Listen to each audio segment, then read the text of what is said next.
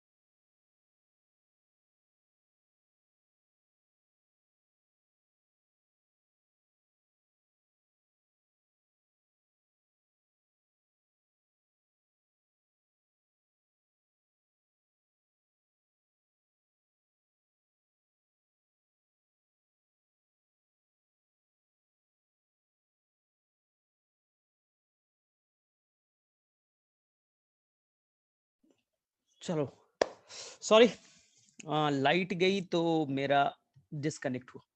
चलो ठीक है, ठीक है, अब आवाज क्लियर होगी। चलो ठीक है, तो मैंने ये बोला कि आपको नाइट्रोजन साइकिल में सबसे पहले सीखना था कि आपके अंदर नाइट्रोजन आया कहाँ। तो ये मैंने अपना नाम लिख लिया, अपना नाम लिख लिया। मेरे अंदर में नाइट्रोजन आया कहां से? मेरे अंदर में नाइट्रोजन आया कहां से? तो हम बच्चा जितने भी एनिमल किंगडम है, खुद से नाइट्रोजन बना नहीं सकते, खुद से एटमॉस्फेयर से ले नहीं सकते। हम पूरी तरह से डिपेंडेंट है प्लांट पे। तो एनिमल किंगडम में पूरी तरह से कहां से आएगा? प्लांट से आएगा। हम अपने कार्बन के लिए, ठीक है, हाइड्रोजन के लिए, ऑक्सीजन के लिए, हर चीज के लिए ना, एक तरह से नाइट्रोजन कार्बन मेन इंपॉर्टेंट है। उस हर चीज के लिए किस पे डिपेंडेंट है? प्लांट। तो प्लांट को हमने खाया, हमारे अंदर में नाइट्रोजन आ गए। ठीक है, अब प्लांट के अंदर नाइट्रोजन कहां से था? प्लांट के अंदर में नाइट्रोजन कहां से आया? तो प्लांट के अंदर में नाइट्रोजन आया मिट्टी से। ये सॉइल है, मिट्टी है, मिट्टी से प्लांट नाइट्रोजन इनटेक करेगा, मिट्टी से प्लांट नाइट्रोजन इनटेक करेगा। अब प्रॉब्लम है मिट्टी में कहां से आया? मिट्टी में कहां से आया? क्योंकि एनसीईआरटी कहता है कि जो नाइट्रोजन है वो मैक्सिमम नाइट्रोजन तो एटमॉस्फेयर में N2 के फॉर्म में। एनसीईआरटी का लाइन है कि जो मैक्सिमम नाइट्रोजन है वो मॉलिक्यूलर फॉर्म में, हाँ, डाई नाइट्रोजन के फॉर्म में एटमॉस्फेयर में। और इसे कोई प्लांट ले नहीं सकता, इसे कोई प्लांट नहीं ले सकता, कोई एनिमल्स इसे ले ही नहीं सकता। सर क्यों? क्योंकि इस N2 के बीच में ट्रिपल बॉन्ड है, इसको कोई तोड़ ही नहीं सकता भाई। तो सर मिट्टी में नाइट्रोजन कम है या नहीं? जो भी एटमॉस्फेयर में नाइट्रोजन है, मैक्सिमम नाइट्रोजन तो ये गैस के फॉर्म में है एटमॉस्फेयर में। कुछ नाइट्रोजन, बहुत कम नाइट्रोजन मिट्टी में है NH4 प्लस के फॉर्म में, NO2 माइनस के फॉर्म में, NO3 माइनस के फॉर्म में, बहुत कम नाइट्रोजन है। इसलिए एनसीईआरटी एक वर्ड यूज करती है कि nitrogen is the limiting factor ना। मिट्टी में नाइट्रोजन बहुत कम अमाउंट में है। ये एनसीईआरटी का वर्ड है बच्चा, नाइट्रोजन साइकिल में ये वर्ड है, एनसीईआरटी का पहला लाइन है। क्योंकि मैक्सिमम नाइट्रोजन तो गैस के फॉर्म में एटमॉस्फेयर में, और मिट्टी में बहुत कम अवेलेबल है। और प्लांट को इसके लिए लड़ाई भी करनी पड़ती। बोले किससे? तो यहां कोई फंगस ग्रो कर रहा है, यहां कोई फंगस ग्रो कर रहा है, फंजाई ग्रो कर रहा है, कुछ माइक्रो ऑर्गेनिज्म ग्रो कर रहे हैं, बैक्टीरिया ग्रो कर रहा है, उसे भी तो नाइट्रोजन चाहिए, वो भी इस मिट्टी से लेगा, तो वो कॉम्पीट कर रहा है। एनसीईआरटी का लाइन है, मिट्टी के अंदर जो नाइट्रोजन अवेलेबल है बहुत कम अमाउंट में, उसके लिए भी लड़ाई है। प्लांट लेना चाहता है, फंगस बोलेगा मुझे भी चाहिए, माइक्रोब्स बैक्टीरिया बोल रहे हमें भी चाहिए, तो एक तो कम अमाउंट, उसमें भी लड़ाई। तो एनसीईआरटी का वर्ड है बच्चा ही ना, कि जो नेचुरल इकोसिस्टम है और एग्रीकल्चर इकोसिस्टम है। एग्रीकल्चर मतलब जो किसान लगाता है, उसमें फर्टिलाइजर डालता है, उसके लिए तो लड़ाई है ना। प्लांट को कम मिलता है, बैक्टीरिया फंगस है, ये भी खाएंगे। अब तुम्हारे दिमाग में चलेगा ये सर NO2 NH4 आया कहां से मिट्टी में? सर ये आया कहां से मिट्टी में? बहुत कम है लेकिन कोई तो लाया होगा। तो ये मैक्सिमम तो सर N2 हवा में है, हाँ N2 एटमॉस्फेयर में है। सर आया कैसे? तो इसे मिट्टी तक लाने का क्रेडिट बच्चा, मैक्सिमम जो क्रेडिट आपको देना है वो देना है आपको बैक्टीरिया को। इस N2 को पकड़ करके, ये बैक्टीरिया है, देखो बैक्टीरिया हमारे लिए कितने इंपॉर्टेंट, ये बैक्टीरिया है। ये बैक्टीरिया क्या करेगा? इस N2 को पकड़ेगा और उसे पकड़ करके N2 को पिक करेगा और अमोनिया में कन्वर्ट करके मिट्टी में डाल देगा, मिट्टी में डाल देगा। इसलिए बैक्टीरिया हमारे लाइफ के लिए बहुत क्रिटिकल है। उन्हीं के अंदर ताकत है नाइट्रोजन फिक्सेशन करने की। N2 को पकड़िए और अमोनिया में कन्वर्ट कीजिए, अमोनिया में। इसी को हम अमोनियम आयन के फॉर्म में लिखते हैं, क्योंकि अमोनिया आयन के फॉर्म में ही पाया जाता है। थोड़ा आपको केमिस्ट्री आती है तो इसलिए बैक्टीरिया इंपॉर्टेंट है भाई। तो आप बोलोगे सर बैक्टीरिया में ऐसा क्या है कि वो N2 को अमोनिया में कन्वर्ट कर सकता है सर और मिट्टी में डाल देता है, हमारे अंदर क्यों नहीं है? तुम भी तो सांस लेते हो बच्चा, सांस लेते हो, N2 आता है, कब क्या उस N2 को तुम यूज कर पाते हो? लंग्स तक पहुंचता है, वापस से निकल जाता है। अब रेस्पिरेटरी सिस्टम में पढ़ते तो हो, ऑक्सीजन केवल आपके लंग्स को क्रॉस करके ब्लड में जाता है।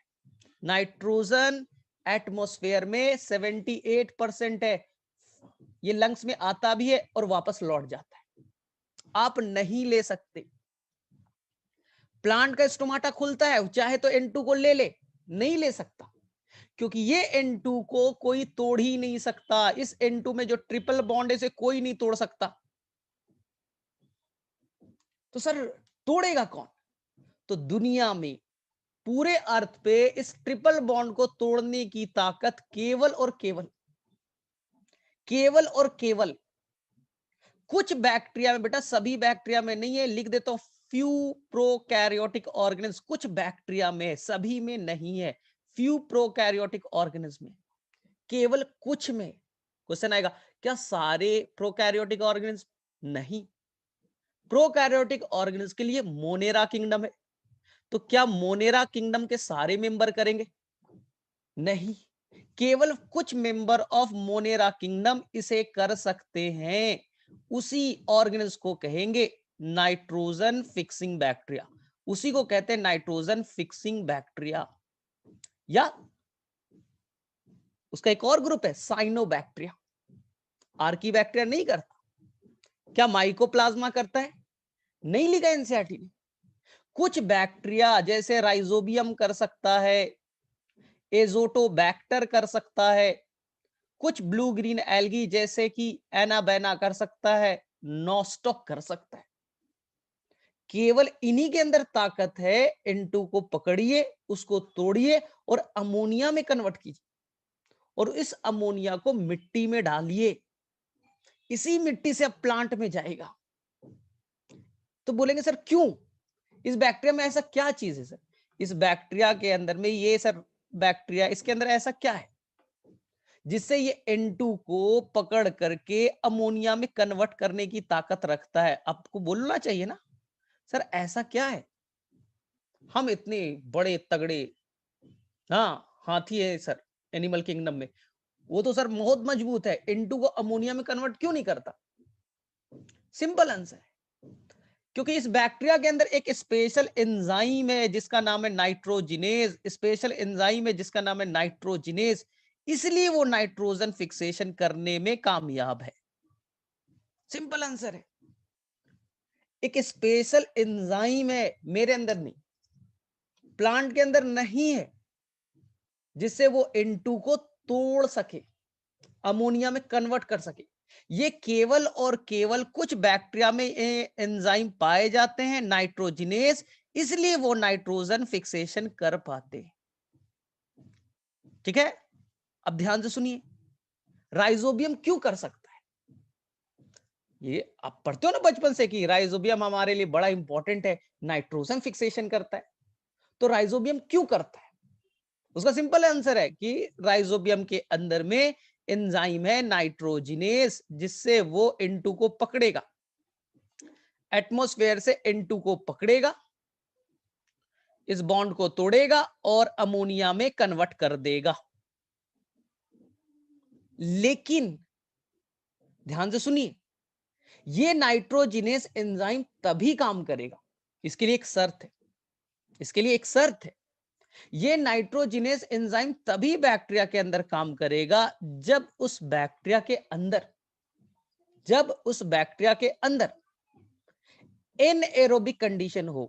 यानी ऐसे समझिए, ये आपका बैक्टीरिया है और ये आपका नाइट्रोजिनेज एंजाइम है, ये नाइट्रोजिनेज एंजाइम है, ये तभी नाइट्रोजन फिक्सेशन करेगा जब आसपास कैसा कंडीशन हो, एनएरोबिक। अगर यहां पर ऑक्सीजन होगा, अगर यहां ऑक्सीजन होगा तो ये एंजाइम काम नहीं करेगा, ये एंजाइम काम नहीं करेगा, और एंजाइम अगर काम नहीं किया तो नाइट्रोजन फिक्सेशन भी नहीं होगा, नाइट्रोजन फिक्सेशन भी नहीं होगा। इसलिए एनसीईआरटी का लाइन है, nitrogenase enzyme is sensitive towards oxygen. जब आप एनसीईआरटी पढ़ते हैं तो ये वर्ड लिखा हुआ होगा, नाइट्रोजिनेज एंजाइम को डर लगता है, किससे? ऑक्सीजन से। नाइट्रोजिनेज एंजाइम इज सेंसिटिव, मतलब उसके प्रेजेंस में ये काम नहीं करेगा टुवर्ड मॉलिक्यूलर ऑक्सीजन। इसलिए वो फंक्शन अगर करना चाहता है तो आपको यहां पास से एनएरोबिक कंडीशन देना पड़ेगा। इसलिए एनसीईआरटी का एक लाइन है, ध्यान से सुनिए, ये बैक्टीरिया अगर नाइट्रोजन फिक्सेशन करना चाहता है तो यहां से आसपास से आपको ऑक्सीजन हटाना पड़ेगा, एनएरोबिक कंडीशन देना पड़ेगा। इसलिए एनसीईआरटी ये लाइन लिखता है, इट इज इंटरेस्टिंग दैट, अगर तुम्हारे पास एनसीईआरटी बुक अवेलेबल हो, ठीक है, मेरे पास तो अवेलेबल है, और एनसीईआरटी पेज नंबर मैं दिखाता हूं, पेज नंबर 203, अगर एनसीईआरटी अवेलेबल है तो आप देख सकते हो, पेज नंबर 203 पे एनसीईआरटी का एक स्टेटमेंट है, इट इज इंटरेस्टिंग दैट, जब तक राइजोबियम नाम का बैक्टीरिया, ध्यान से सुनिए, एनसीईआरटी का पेज नंबर 203, ये स्टेटमेंट कहता है कि जब तक ये आपका प्लांट है, लेग्यूमिनस प्लांट, ये रूट हेयर है और यहां है बैक्टीरिया, क्या बैक्टीरिया अभी प्लांट के अंदर है? क्या ये राइजोबियम बैक्टीरिया अभी प्लांट के अंदर है? बोले नहीं सर, ये तो अभी मिट्टी में अकेले है। एनसीईआरटी का वर्ड है, इट इज इंटरेस्टिंग दैट, जब तक ये बैक्टीरिया फ्री लिविंग स्टेट में होगा, फ्री लिविंग स्टेट में होगा, फ्री लिविंग स्टेट में होगा, तो ये भैया करेगा एरोबिक रेस्पिरेशन। रेस्पिरेशन ऑक्सीजन के प्रेजेंस में करना पसंद करेगा, एरोबिक रेस्पिरेशन करेगा। और अगर एरोबिक करेगा, सोचिए उसे एटीपी चाहिए, और एटीपी करने के लिए रेस्पिरेशन, रेस्पिरेशन से एटीपी बनता है, और इसे एटीपी चाहिए तो इसे रेस्पिरेशन करना पड़ेगा। तो ये करता है एरोबिक रेस्पिरेशन, यानी ऑक्सीजन को इनटेक करता है और रेस्पिरेशन करता है। तो एनसीईआरटी में देखिए ये राइजोबियम बैक्टीरिया है, इसे रेस्पिरेशन करना है, इसने क्या ले लिया भाई, O2। O2 अगर ऑक्सीजन ले लिया तो क्या इसका नाइट्रोजिनेज एंजाइम काम करेगा, बोलिए। राइजोबियम बैक्टीरिया रेस्पिरेशन कर रहा है, एरोबिक, ऑक्सीजन को इनटेक किया। अगर सेल के अंदर ऑक्सीजन आ गए तो उसके प्रेजेंस में क्या ये नाइट्रोजिनेज एंजाइम काम करेगा, नाइट्रोजिनेज एक्टिव या इनएक्टिव, आंसर कीजिए। तो यहां नाइट्रोजिनेज क्या है, बोलिए। ऑक्सीजन अगर आ गया तो नाइट्रोजिनेज जो है ऑक्सीजन के प्रेजेंस में काम नहीं करता, तो आपको आंसर करना इनएक्टिव है। अगर ये इनएक्टिव हो गया, ध्यान से सुनिए, अगर ये इनएक्टिव है तो क्या नाइट्रोजन फिक्सेशन होगा, क्या नाइट्रोजन फिक्सेशन होगा, बोलिए। अगर ये इनएक्टिव हो गया, काम नहीं कर रहा है, तो क्या नाइट्रोजन फिक्सेशन होगा, आप बोलिएगा नो, नाइट्रोजन फिक्सेशन यहां नहीं होगा। Answer is the no nitrogen fixation. NCERT यही तो कहता है कि जब भी बैक्टीरिया फ्री लिविंग स्टेज में है, फ्री लिविंग स्टेज में है, तो एरोबिक रेस्पिरेशन कर रहा है, अंदर में ऑक्सीजन आएगा, ऑक्सीजन के प्रेजेंस में नाइट्रोजनस इनएक्टिव हो गया, नाइट्रोजनस इनएक्टिव तो नाइट्रोजन फिक्सेशन नहीं होगा। तो नीट में क्वेश्चन आ जाएगा, और ये 99% बच्चे गलत कर सकते हैं, जो आप भी कर सकते हो, लेकिन अब शायद ना करो। अगर मैं क्वेश्चन पूछ दूं, क्या राइजोबियम बैक्टीरिया नाइट्रोजन फिक्सेशन कर सकता है, आधे बच्चे बोलेंगे, 99% बच्चे बोलेंगे yes, rhizobium bacteria nitrogen fixation करेगा, आपका आंसर होगा यस। लेकिन अगर क्वेश्चन में यही चीज में जोड़ दिया जाए, राइजोबियम बैक्टीरिया क्या नाइट्रोजन फिक्सेशन करेगा फ्री लिविंग स्टेट में, यानी कि जब वो मिट्टी में अकेले है, प्लांट से जुटा नहीं है, फ्री लिविंग स्टेट में है, तो जो बच्चे को ध्यान से कॉन्सेप्ट को नहीं पढ़ा है उसमें भी करके आएगा यस, उसमें भी करके आएगा यस। एनसीईआरटी बोलता है नहीं, नो। और यही चीज तुम गलत करके आते हो और फिर बाद में बोलते हो सिली मिस्टेक हो गया, सर हमें आता तो था लेकिन हम क्वेश्चन पूरा पढ़े नहीं, क्वेश्चन हमने पूरा पढ़ा नहीं, हमें लगा राइजोबियम नाइट्रोजन फिक्सेशन करता है, तो हमें तो पढ़ाया गया है क्लास 6 में ही कि लेग्यूम प्लांट में, दाल बनाने वाले प्लांट में, दलहन वाले प्लांट में नाइट्रोजन फिक्सेशन होता है। लेकिन क्वेश्चन में था फ्री लिविंग स्टेज में, आंसर करना था नो, क्योंकि फ्री लिविंग में एरोबिक रेस्पिरेशन चलता है और एरोबिक में ऑक्सीजन चाहिए, और ऑक्सीजन जैसे ही बॉडी मिलेगा नाइट्रोजिनेस काम नहीं करेगा, नाइट्रोजिनेस काम ही नहीं करेगा तो नाइट्रोजन फिक्सेशन नहीं होगा।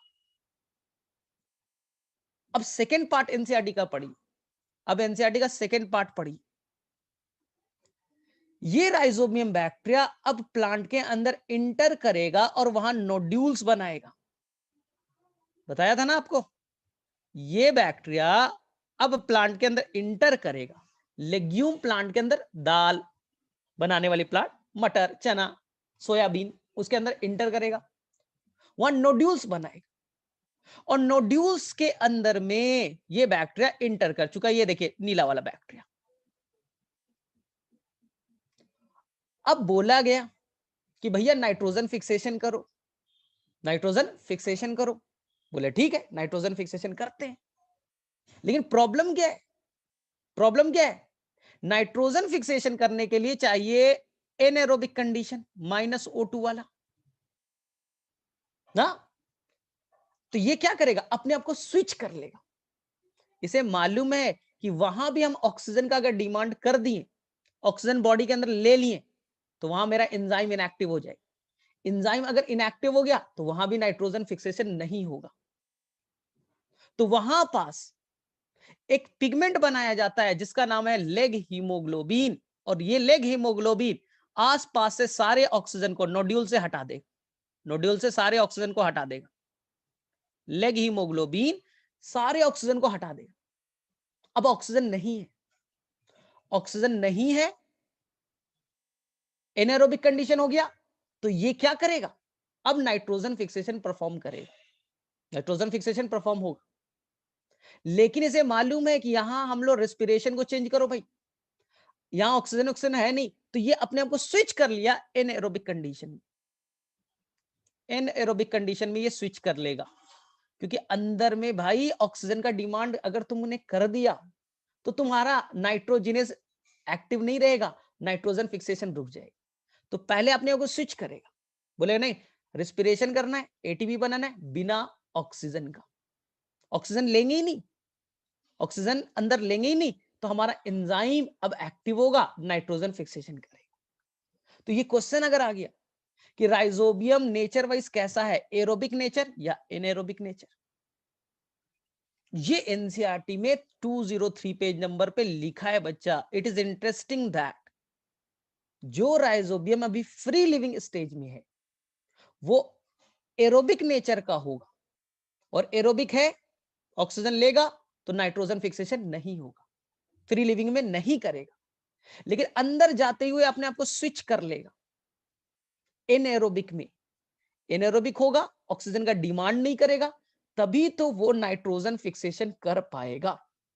तो the bacteria will switch in the anaerobic condition inside the plant. तो ये चीज याद रखिएगा, बड़ा इंपॉर्टेंट है, ठीक है। तो ये बहुत इंपॉर्टेंट है, और बच्चा यही गलती करके आता है। मैं सिंपल क्वेश्चन पूछता हूं कि बैक्टीरिया कैसा रिस्पिरेशन कर रहा है, राइजोबियम एरोबिक या एनएरोबिक, तो तुम या तो आंसर करके आओगे एरोबिक, या तो आंसर करके आओगे एनएरोबिक। ऑप्शन सी होगा, मे बी एरोबिक और एनएरोबिक। राइट आंसर जो है वो ये है कि जब वो फ्री लिविंग स्टेज में होगा तो एरोबिक होगा, लेकिन जैसे ही वो प्लांट के अंदर इंटर करेगा अपने आप को स्विच कर लेगा, क्योंकि उसे नाइट्रोजन फिक्सेशन करना है, वो एनएरोबिक में अपने आप को स्विच कर लेगा। It is the right answer. तो ये याद रखिएगा, कोई गड़बड़ नहीं कीजिएगा। और सेकेंड क्वेश्चन जो आप गलती करते, राइजोबियम नाइट्रोजन फिक्सेशन करेगा फ्री लिविंग स्टेट में, आपको तो बस रट्टा मारा है, ओ राइजोबियम नाइट्रोजन फिक्सेशन करता है, गलत है। राइजोबियम नाइट्रोजन फिक्सेशन करता है, लेकिन जब वो प्लांट के अंदर जाएगा, सिम्बायोटिक एसोसिएशन में जाएगा, तब करता है। लेकिन वो जब अकेले रहेगा तो वो नाइट्रोजन फिक्सेशन नहीं करता है। तो ये चीज याद रखिएगा, बड़ा इंपॉर्टेंट है। सेकेंड क्वेश्चन आपके बायोलॉजिकल क्लासिफिकेशन से बनता है इसी के ऊपर। बैक्टीरिया का नाम है ब्लू ग्रीन एल्गी, ध्यान से सुनिएगा, बैक्टीरिया का नाम है ब्लू ग्रीन एल्गी, कल बताया था मैंने। ये जो बैक्टीरिया है वो फोटोसिंथेसिस करता है, ये बैक्टीरिया बच्चा फोटोसिंथेसिस करता है, और आपको मालूम है ये फोटोसिंथेसिस के दौरान ऑक्सीजन नाम की गैस रिलीज करेगा। क्या रिलीज करेगा, ऑक्सीजन, ऑक्सीजन, ऑक्सीजन नाम की गैस रिलीज करेगा। सोचो, इसके अंदर में बॉडी में ऑक्सीजन है ऑक्सीजन है भाई, फोटोसिंथेसिस कर रहा, ऑक्सीजन रिलीज कर रहा है। सोचना ध्यान से, जो सेल फोटोसिंथेसिस में ऑक्सीजन रिलीज कर रहा है, यानी उस सेल के अंदर में ऑक्सीजन का अमाउंट ज्यादा है, तो क्या ये सेल नाइट्रोजन फिक्सेशन कर पाएगा? दोनों एक साथ तो नहीं ना चलेगा। सेल के अंदर नाइट्रोजिनेज है नाइट्रोजन फिक्सेशन करने के लिए, लेकिन नाइट्रोजिनेज तभी काम करेगा जब ऑक्सीजन एब्सेंट हो। लेकिन ये सेल तो फोटोसिंथेसिस कर रहा है, ऑक्सीजन रिलीज कर रहा है, और ऑक्सीजन के प्रेजेंस में एंजाइम तो काम नहीं करेगा, तो ये सेल नाइट्रोजन फिक्सेशन नहीं कर पाएंगे। इसलिए बच्चा, इसलिए जो ब्लू ग्रीन एल्गी है उसने स्पेशल सेल बनाया, उसके सेल वॉल को थिक बनाया। देखो ध्यान से, एनसीईआरटी में ऐसे ही बनाया बच्चा, सेल वॉल को थिक बना दिया। सर क्यों? क्योंकि बाहर से कोई ऑक्सीजन इंटर ना कर पाए, ऑक्सीजन बाहर से इंटर ना कर पाए। Thick cell wall. और अंदर में बोला गया कि तुम्हारे अंदर में फोटो सिस्टम 2 जो होता है, आपको पढ़ाया गया ना, फोटो सिस्टम 2 तरह के होते हैं, एक PS1 एक PS2। ये जो स्पेशल सेल है जिसका नाम एनसीईआरटी कहता है बच्चा हेट्रोसिस्ट, ये स्पेशल सेल है जो नाइट्रोजन फिक्सेशन करेगा। ये स्पेशल सेल है जो नाइट्रोजन फिक्सेशन करेगा। सर कैसे कर लेता है? तो सेल वॉल को थिक बना दिया, अंदर में ऑक्सीजन नहीं आ पाएगा। दूसरा, अपने अंदर में वो फोटो सिस्टम 2 को हटा देगा, केवल फोटो सिस्टम 1 रहेगा बच्चा, फोटो सिस्टम 2 नहीं रहेगा। हाँ, अब बोलोगे सर इससे क्या फर्क पड़ता है? तो इसके लिए तुम्हें थोड़ा सा फोटोसिंथेसिस का कॉन्सेप्ट जानना पड़ेगा, थोड़ा सा जानना पड़ेगा, क्योंकि मैंने आपको बताया था फोटोसिंथेसिस में एक होता है PS2 और एक होता है PS1। एक होता है PS2, एक होता है PS1। जो PS2 होता है उसके नीचे वाटर स्प्लिटिंग होता है, वाटर स्प्लिटिंग सब्सटेंस होता है जो वाटर को तोड़ेगा और यहां से ऑक्सीजन नाम की गैस को रिलीज करेगा। ठीक है, फोटो सिस्टम 1 में ऐसा कुछ नहीं है। तो मुझे क्या करना है? मुझे फोटोसिंथेसिस भी करना है। अब मैंने क्या कर दिया? मैंने PS2 को हटा दिया, PS2 नहीं रहेगा तो ये वाटर स्प्लिटिंग भी नहीं होगा और वाटर नहीं टूटेगा तो ऑक्सीजन भी रिलीज नहीं होगा, क्योंकि फोटो सिस्टम 2 से जुड़ा रहता है वाटर स्प्लिटिंग वाला पार्ट। अगर PS2 नहीं है तो वाटर स्प्लिटिंग भी नहीं होगा, वाटर टूटेगा नहीं तो ऑक्सीजन रिलीज भी नहीं होगा। तो अपने आप को अब अंदर में कोई ऑक्सीजन रिलीज नहीं हो रहा है, अंदर में एनेरोबिक कंडीशन। सेल वॉल मोटा है, सेल वॉल मोटा है, बाहर से ऑक्सीजन नहीं आ पाएगा। अब यहां नाइट्रोजिनेस एंजाइम एक्टिव हो जाएगा और वो N2 को पकड़ेगा और वो अमोनिया में कन्वर्ट करेगा, अमोनिया में कन्वर्ट कर पाएगा। क्योंकि ब्लू ग्रीन एल्गी के साथ तो प्रॉब्लम था भाई, ऑक्सीजन भी रिलीज कर रहे हो और नाइट्रोजन फिक्सेशन भी करना है, तो कैसे करोगे? तो बोले देखो हम स्पेशल सेल हेट्रोसिस बना देंगे, हम फोटोसिंथेसिस करेंगे, हम केवल फोटोसिस्टम 1 के हेल्प से करेंगे, जिसे आप साइक्लिक वाला पार्ट कहते हो, अगर आपने थोड़ा सा पढ़ा होगा। हम करेंगे फोटोसिंथेसिस केवल PS1 के हेल्प से कर लेंगे, PS2 की जरूरत नहीं है। PS2 हटाओ, वाटर नहीं टूटेगा, ऑक्सीजन रिलीज नहीं होगा। तो ये बेटा मैकेनिज्म है, ये बहुत इंपॉर्टेंट क्वेश्चन है बायोलॉजिकल क्लासिफिकेशन का। ठीक है, तो मेरे में से यहां तक आपको क्लियर होना चाहिए। नेक्स्ट क्वेश्चन जो इस बार क्वेश्चन आया, 90% जितने मैंने बच्चों से बात किया उन्होंने गलती की, इस क्वेश्चन में, क्योंकि आप हड़बड़ में रहते हो, आप चीजें एनालाइज करके नहीं पढ़ते, बस रीड किया, याद हुआ तो ठीक, समझा नहीं तो गलती हो जाती। ध्यान से सुनना इस कॉन्सेप्ट को। मैं बोल रहा हूं कि ये बैक्टीरिया है राइजोबियम, ये नाइट्रोजिनेस एंजाइम है, ये नाइट्रोजिनेस एंजाइम है, ये N2 को पकड़ेगा, ये एटमॉस्फेयर से N2 को पकड़ेगा और ये अमोनिया बनाएगा। क्या बनाएगा भाई? अमोनिया। सर कैसे बनाएगा? इसलिए मैंने सबसे पहले एक एंजाइम पे बात कर लेते हैं जो बड़ा इंपॉर्टेंट है, जिसका नाम है नाइट्रोजिनेस। एनसीईआरटी बेटा 3 बार ये वर्ड यूज करेगा, एनसीईआरटी 3 टाइम्स ये वर्ड यूज करेगा। नाइट्रोजिनेज जो एंजाइम है वो 2 पार्ट से बना है, ध्यान से सुनिएगा, गड़बड़ नहीं कीजिएगा। एक पार्ट लार्जर होगा, या लार्जर मतलब बड़ा, और क्या बोलूं भाई, लार्जर मतलब बड़ा, और एक पार्ट होगा स्मॉलर होगा, एक पार्ट होगा स्मॉलर होगा। 2 पार्ट से बना है, लार्जर और स्मॉलर।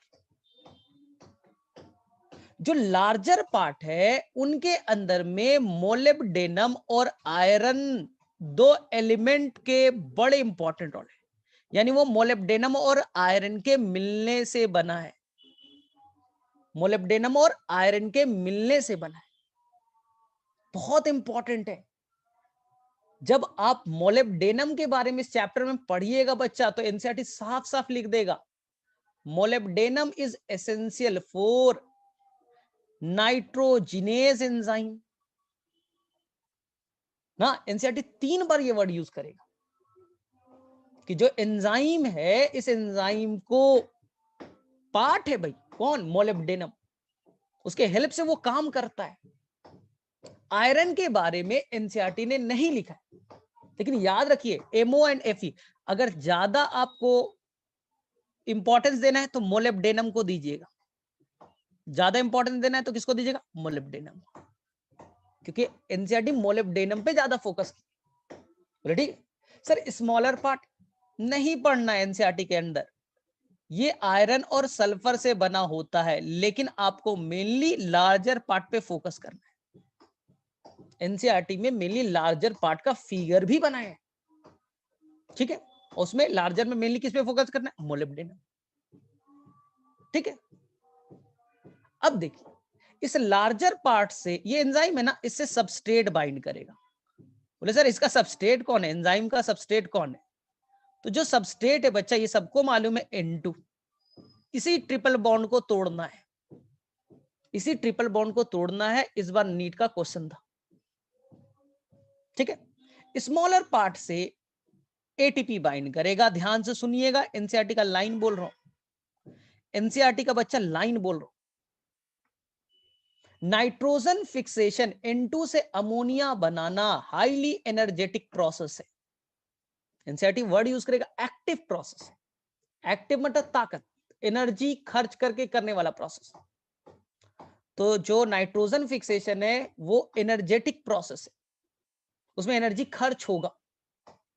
अभी मैं बताऊंगा, एक N2 को अमोनिया में कन्वर्ट करने के लिए 16 एटीपी खर्च होने की बात चलेगी, 16 एटीपी खर्च होने की बात चलेगी। बोले सर ये एटीपी कौन देगा, कहानी को सीखिए। मैंने बोला ये प्लांट है, लेग्यूमिनस प्लांट, ये रूट है, रूट है, राइजोबियम आया रूट के अंदर, दोनों ने मिल करके, ठीक है, एसोसिएशन किया और लास्ट में यहां नोड्यूल्स बन गए। क्या बन गए भाई, नोड्यूल्स। इस नोड्यूल्स में आकर के राइजोबियम बैक्टीरिया बैठ गया।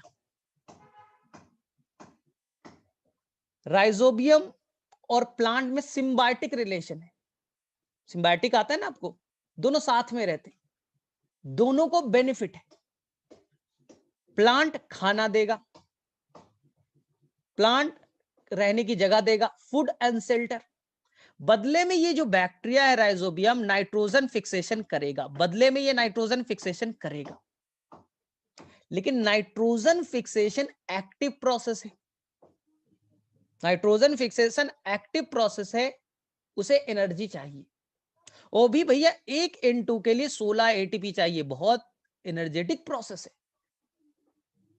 कौन देगा, एनसीईआरटी पेज नंबर 204 अगर आपके पास अवेलेबल होगा, 204 एनसीईआरटी ये स्टेटमेंट लिखती है कि जो 16 एटीपी है उसकी सारी भरपाई होस्ट करेगा, होस्ट यानी प्लांट करेगा, by the host respiration. Plant respiration करेगा, रेस्पिरेशन से एटीपी बनेंगे, ये एटीपी बैक्टीरिया को दिया जाएगा और बैक्टीरिया उस एटीपी को यूज करके नाइट्रोजन फिक्सेशन करेगा। बैक्टीरिया अपना एटीपी यूज नहीं करेगा, लॉजिकल है ना। हम प्लांट के लिए नाइट्रोजन फिक्सेशन कर रहे हैं तो प्लांट देगा ना, प्लांट देगा ना, बैक्टीरिया कहां से लाएगा भाई।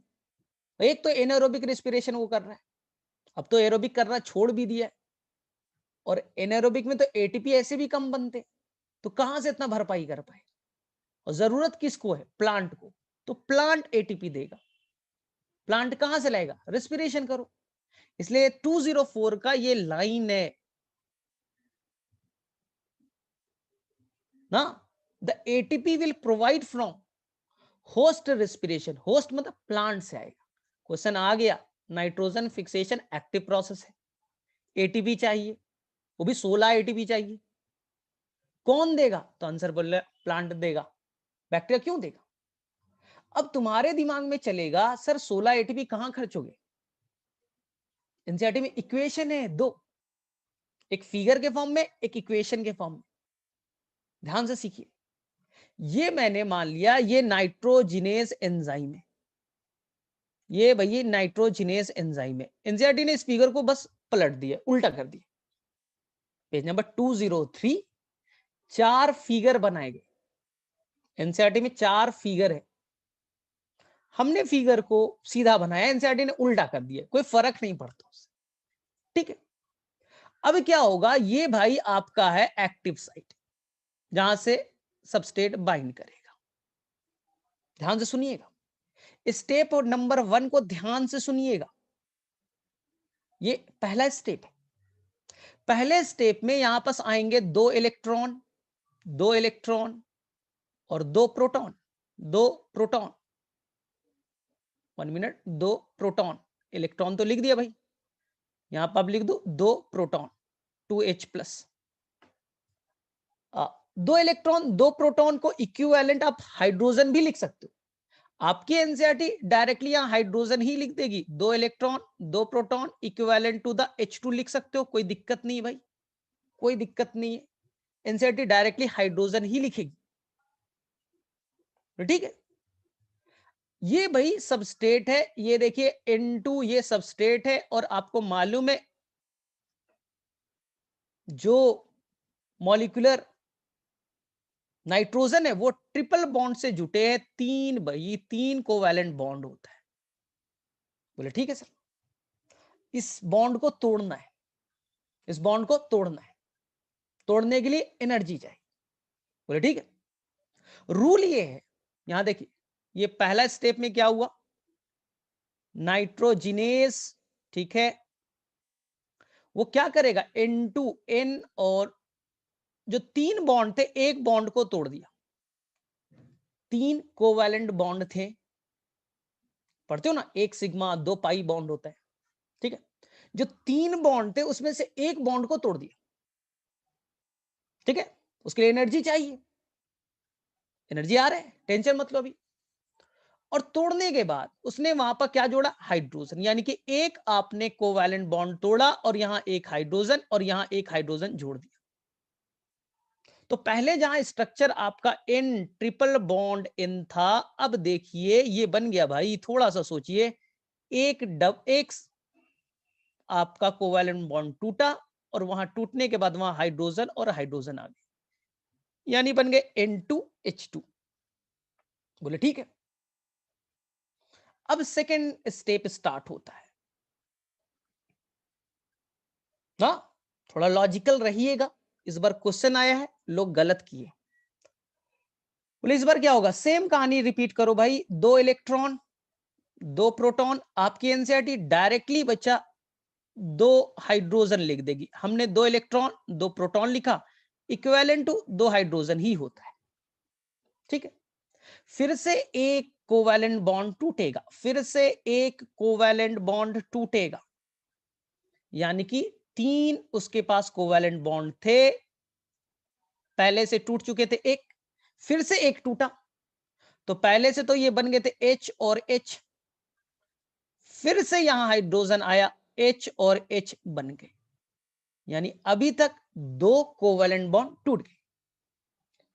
फिगर ऐसा बनेगा, देख लीजिए, N 2 कोवैलेंट बॉन्ड टूट चुके हैं, पहले टूटा था तो H और H बने थे N2H2, फिर से टूटे तो N2H4 बन गया, यानी अब एक ही बॉन्ड बचा है ना। तो हमने पहले कंप्लीट किया भाई बहुत आराम से, फर्स्ट स्टेप, फिर किया सेकेंड स्टेप। बोले ठीक है, अब थर्ड स्टेप आए, अब स्टेप नंबर 3 के तरफ चले। थर्ड में भी सेम होगा भाई, सेम होगा, कोई नई कहानी नहीं है, नई कहानी नहीं है। यहां पास फिर से 2 इलेक्ट्रॉन 2 इलेक्ट्रॉन और 2 प्रोटॉन आएंगे, एनसीईआरटी के अकॉर्डिंग हाइड्रोजन मॉलिक्यूल आएगा। ठीक है, अब ये तीसरा बॉन्ड भी टूट जाएगा, तो ये N और N के बीच में जो 3 कोवैलेंट बॉन्ड थे सारे टूट चुके हैं। और देखिए ये H और H एक अमोनिया बन गया, ये H और H ये अमोनिया बन गया। तो आपके थर्ड स्टेप में N2 पूरी तरह से टूट गया और 2 अमोनिया में, अब देख सकते हैं 2 अमोनिया में कन्वर्ट हो चुके हैं, एक अमोनिया 2 अमोनिया बन गया, 2 अमोनिया बन चुके। बच्चा थोड़ा स्पीड में होता है, जल्दीबाजी है उसे, लेकिन डॉक्टर बनने के लिए थोड़ा धैर्य रखिए, थोड़ा पेशेंस रखिए, क्योंकि आपको पेशेंट का इलाज भी करना होता है। ध्यान सुनिए, ये अभी कंप्लीट नहीं हुआ है, ये पूरा भी रिएक्शन कंप्लीट नहीं हुआ है। बोले सर हो तो गया, अमोनिया बन गया, एनसीईआरटी भी कंप्लीट हो गई। यहीं पर मिस्टेक है।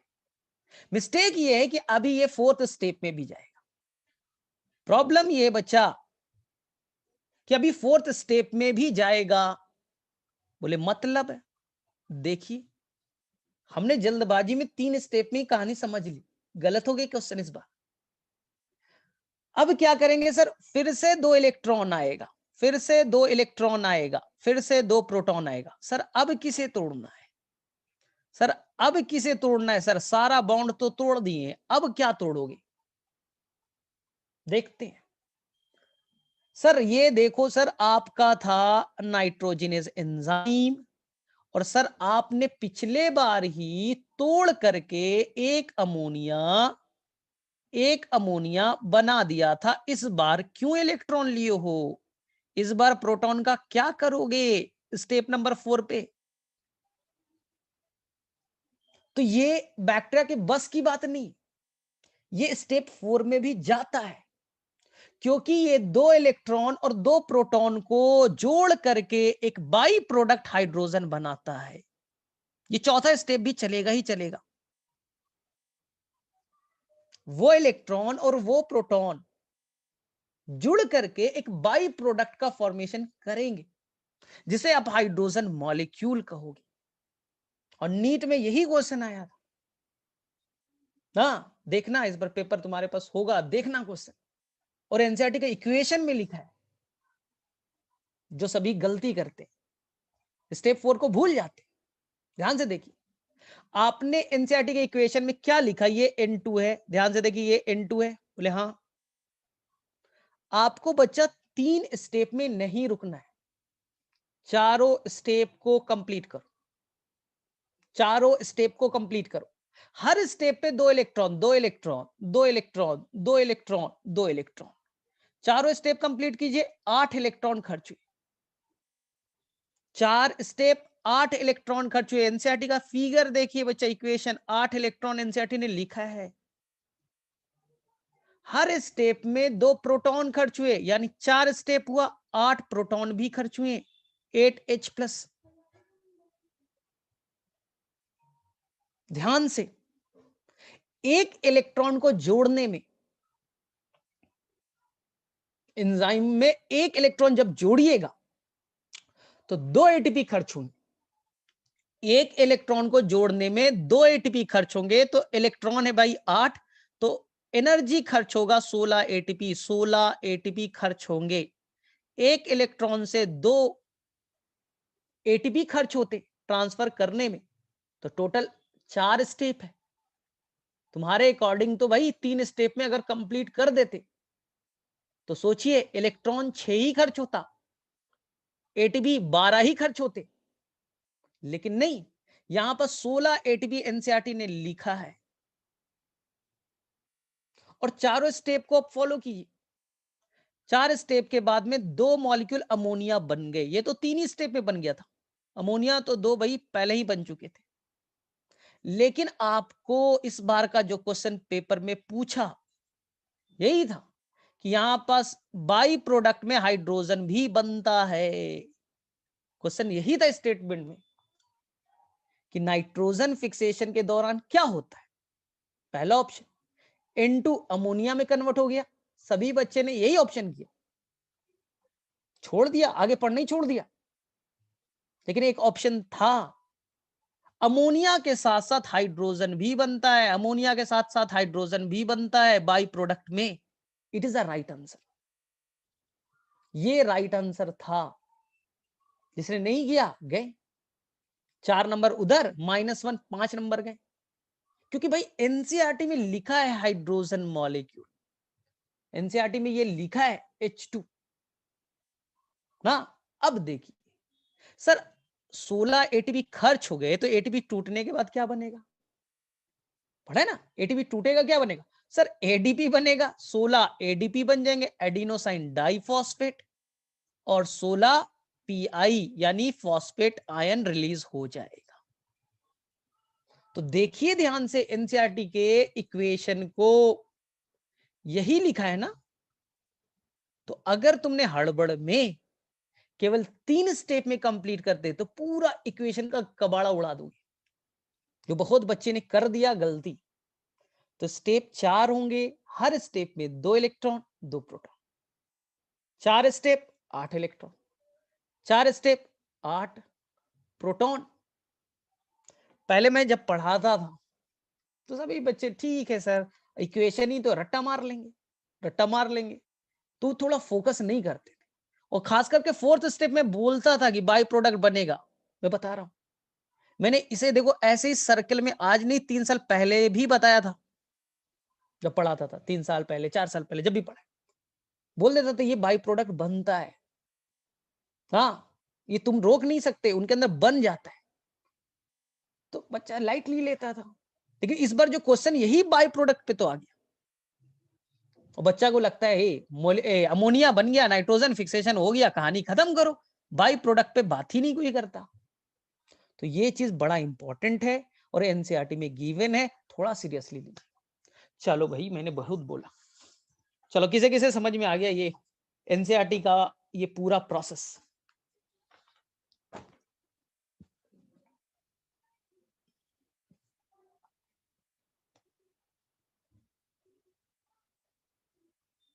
ठीक है, तो मेरे में से आपको समझ में आना चाहिए, मैंने एकदम क्लियरिटी कर दी, इसमें कोई इश्यू नहीं होना चाहिए, बहुत अच्छे से समझ में आना चाहिए। ठीक है, तो मेरे से आप कर लोगे। अब देखो ध्यान से देखिए, अब प्लांट के अंदर में भाई नाइट्रोजन फिक्सेशन हो गया, अमोनिया भी बन गए, प्लांट के अंदर में नाइट्रोजन फिक्सेशन हो गया, अमोनिया बन गए। अब एनसीईआरटी बोलता है भैया इस अमोनिया का करोगे क्या, इस अमोनिया का क्या करोगे, नाइट्रोजन फिक्सेशन किया, अमोनिया बना दिया। अब एनसीईआरटी का टॉपिक है बच्चा खतरनाक fate of ammonia, fate of ammonia, इस अमोनिया का क्या किया जाएगा। एनसीईआरटी पेज नंबर, ठीक है 204 204। ये बच्चा तो छोड़ देता है, बोले ठीक है सर समझ में नहीं आया तो छोड़ दो, एक ये भी होता है, जहां तक समझ में आया तो पढ़ा, और जहां समझ में नहीं आया तो छोड़ दिया। ठीक है, यही तो मैं बोल रहा हूं, ये होता क्या, फेट, फेट का मतलब क्या है भाई, फेट तुम्हारा क्या है, डॉक्टर बनना, एम, एम मान लो, फेट मतलब एम तुम्हारा क्या है भाई, क्या करना चाहते हो, फेट। तो एनसीईआरटी है भाई 204 पेज नंबर पे, इस अमोनिया का क्या करेगा प्लांट।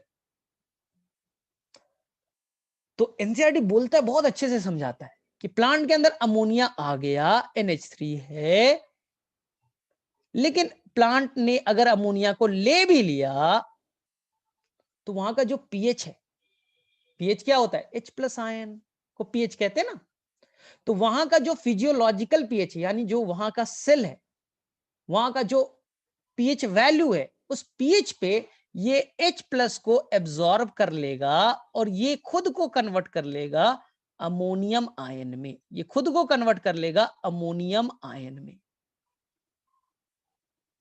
एनसीईआरटी का लाइन है एट फिजियोलॉजिकल पीएच, एनसीईआरटी का वर्ड पढ़िएगा तो वर्ड आएगा एट फिजियोलॉजिकल पीएच।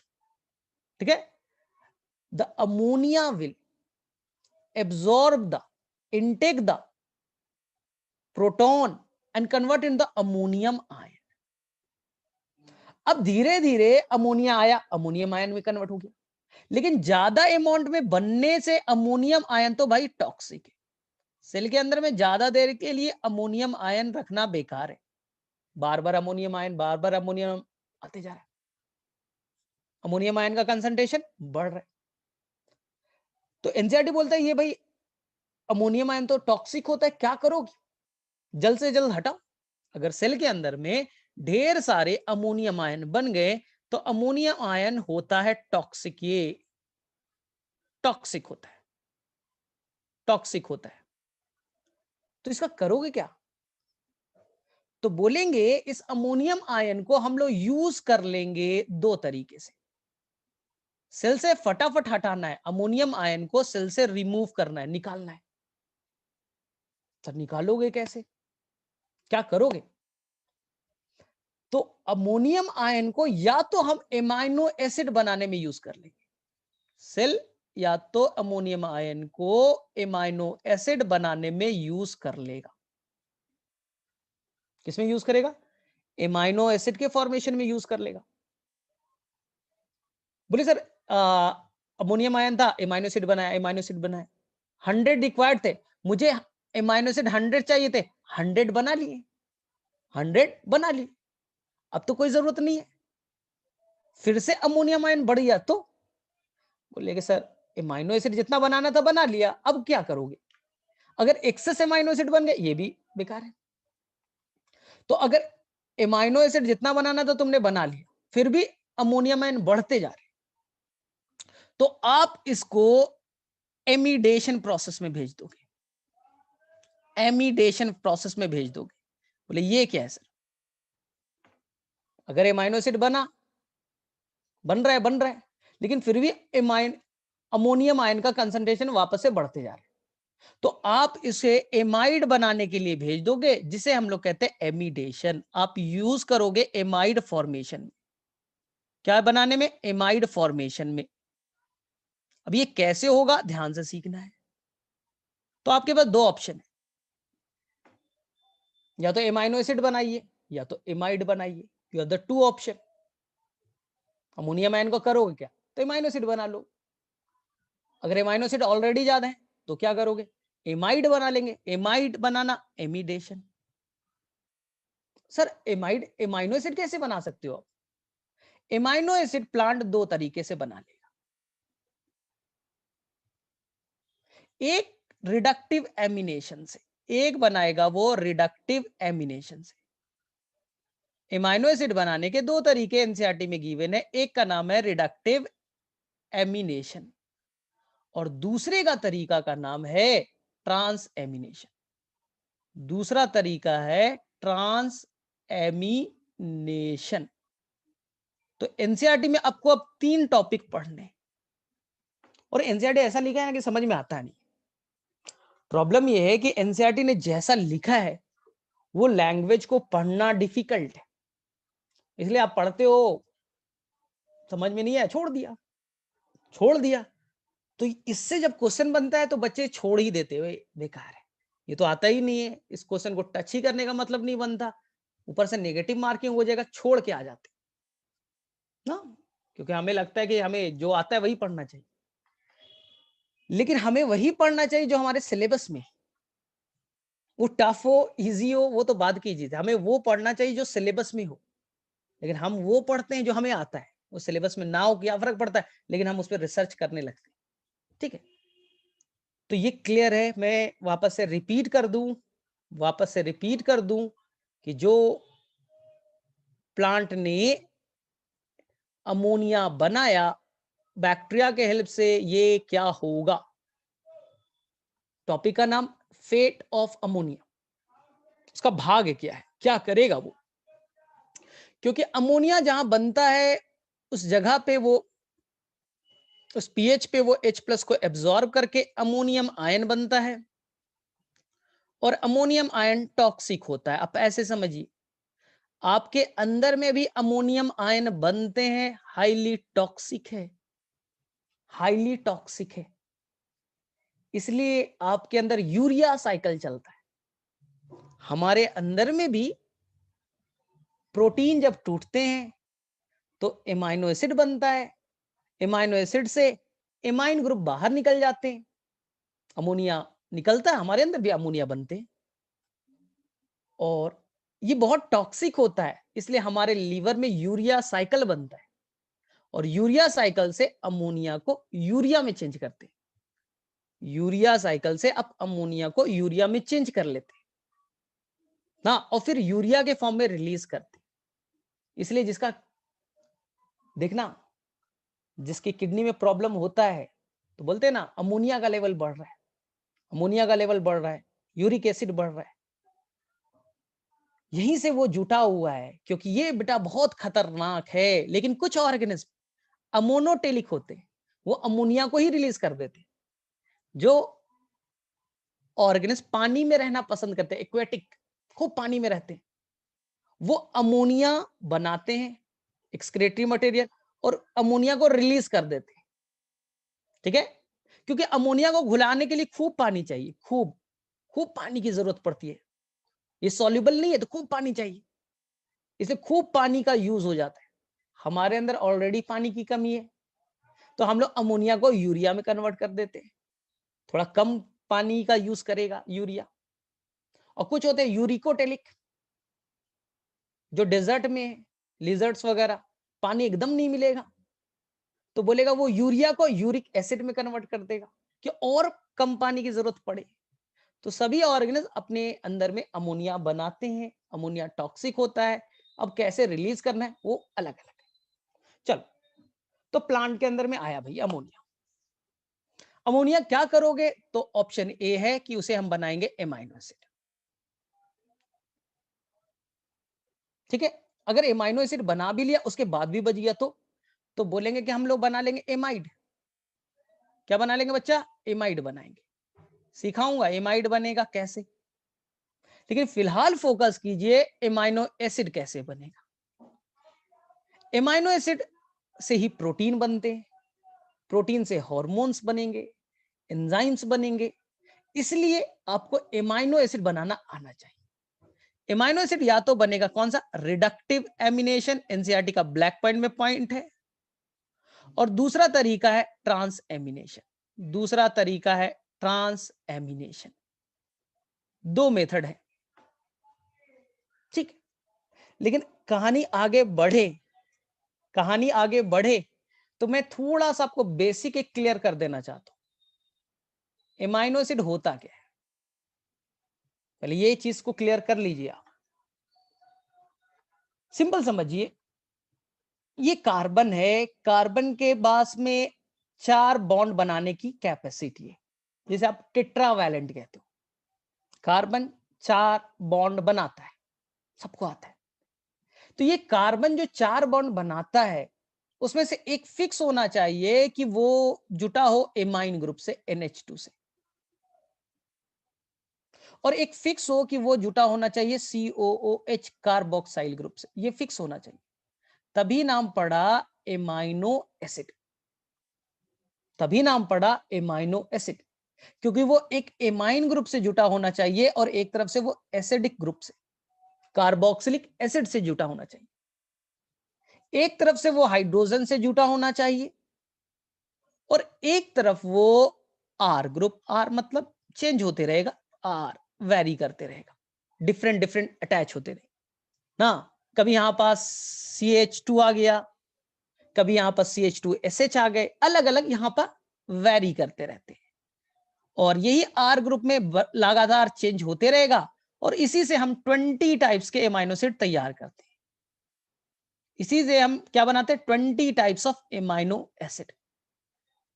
हाँ, आपको बताया गया ना कि हमारे अंदर में 20 तरह के एमाइनो एसिड पाए जाते हैं।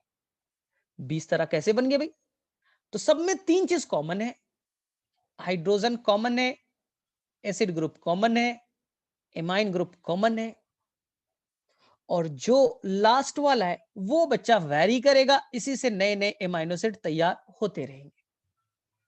बोले ठीक है, इसी से नए नए एमाइनो एसिड तैयार होते रहेंगे। तो कभी कभी आप आर के जगह COH आ गया, मान लीजिए कार्बोक्साइल ग्रुप आ गया, एसिड ग्रुप आ गया, तो सर यहां ऑलरेडी एसिड है, यहां भी एसिड हो गया, तो कितने एसिड हो गए? कितने एसिड हो गए सर? 2। कितने एसिड हो गए? 2। तो ऐसे अमीनो एसिड को एसिडिक अमीनो एसिड कहते हैं, क्योंकि ये एसिड और ये बेस NH2 बेस है ना, NH2 हाइड्रोजन को पकड़ सकता है, प्रोटॉन को पकड़ सकता है, तो वो बेस हो गया। और COH हाइड्रोजन डोनेट कर सकता है, H+ डोनेट कर सकता है, एसिड है। तो यहां एसिड है और ये बेस है, तो फिलहाल अभी न्यूट्रल थे। अगर एक्स्ट्रा COH डाल दिया तो एसिडिक हो गया, एक्स्ट्रा COH डाल दिया तो एसिडिक हो गया। अगर एक्स्ट्रा NH2 डाल दिया तो बेसिक अमाइनो एसिड हो गया। थोड़ा लॉजिकल समझो, थोड़ा लॉजिकल समझो। आपके पास में एक एसिड है और एक बेस है, न्यूट्रल है, और एसिड वाला एक और आ जाए, एसिड वाला एक्स्ट्रा आ जाए, एसिड वाला एक्स्ट्रा आ जाए। अरे भाई यार, कार्बन कितना बॉन्ड बनाता है? 4, 1 2 3 4 एमाइनो एसिड। तो एक तरफ एमाइन ग्रुप डाल दो, एक तरफ एसिड ग्रुप डाल दो, हो गया एमाइनो एसिड। कौन सा एसिड?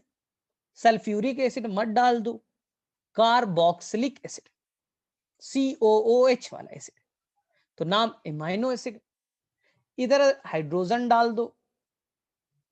एसिड क्या करता है? ये H+ को रिलीज कर सकता है, तो ये हो गया एसिड हो गया, क्योंकि H+ रिलीज कर सकता है।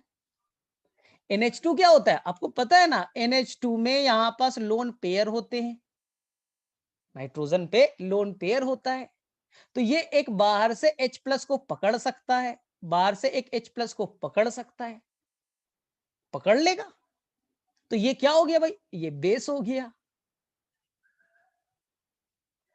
एसिड भी है और बेस भी है, दोनों, एक एसिड ग्रुप है एक बेस ग्रुप है, तो अभी फिलहाल के लिए क्या है? न्यूट्रल है, न्यूट्रल है। आ गया समझ में?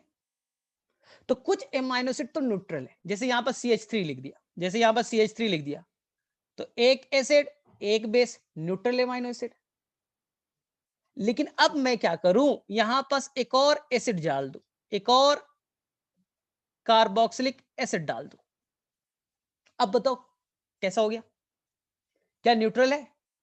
बोले नहीं सर, ये एसिड और ये बेस ये तो न्यूट्रल हो गए, ये सर एक्स्ट्रा हो गया, एक्स्ट्रा एसिड वाला पार्ट है, तो ऐसे अमाइनो एसिड को एसिडिक अमाइनो एसिड कहेंगे। तो अभी मैं थोड़ी देर बाद एक वर्ड यूज करूंगा, स्पार्टिक एसिड, एक ऐसा अमाइनो एसिड जो एसिडिक नेचर का है, स्पार्टिक एसिड। अभी मैं वर्ड यूज करूंगा ग्लूटामिक एसिड, ग्लूटामिक एसिड। तो 20 एमाइनो एसिड है, टोटल एमाइनो एसिड कितने हैं? 20।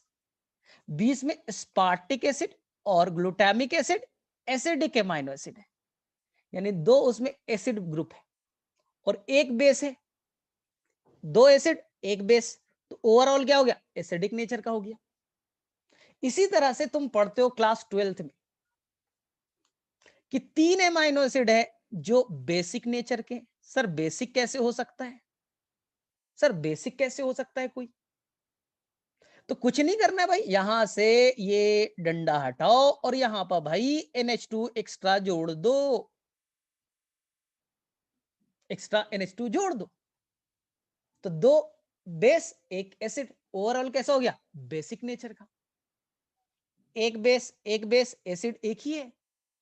तो बेसिक एमाइनो एसिड होते हैं बेटा 3, LAH, ला।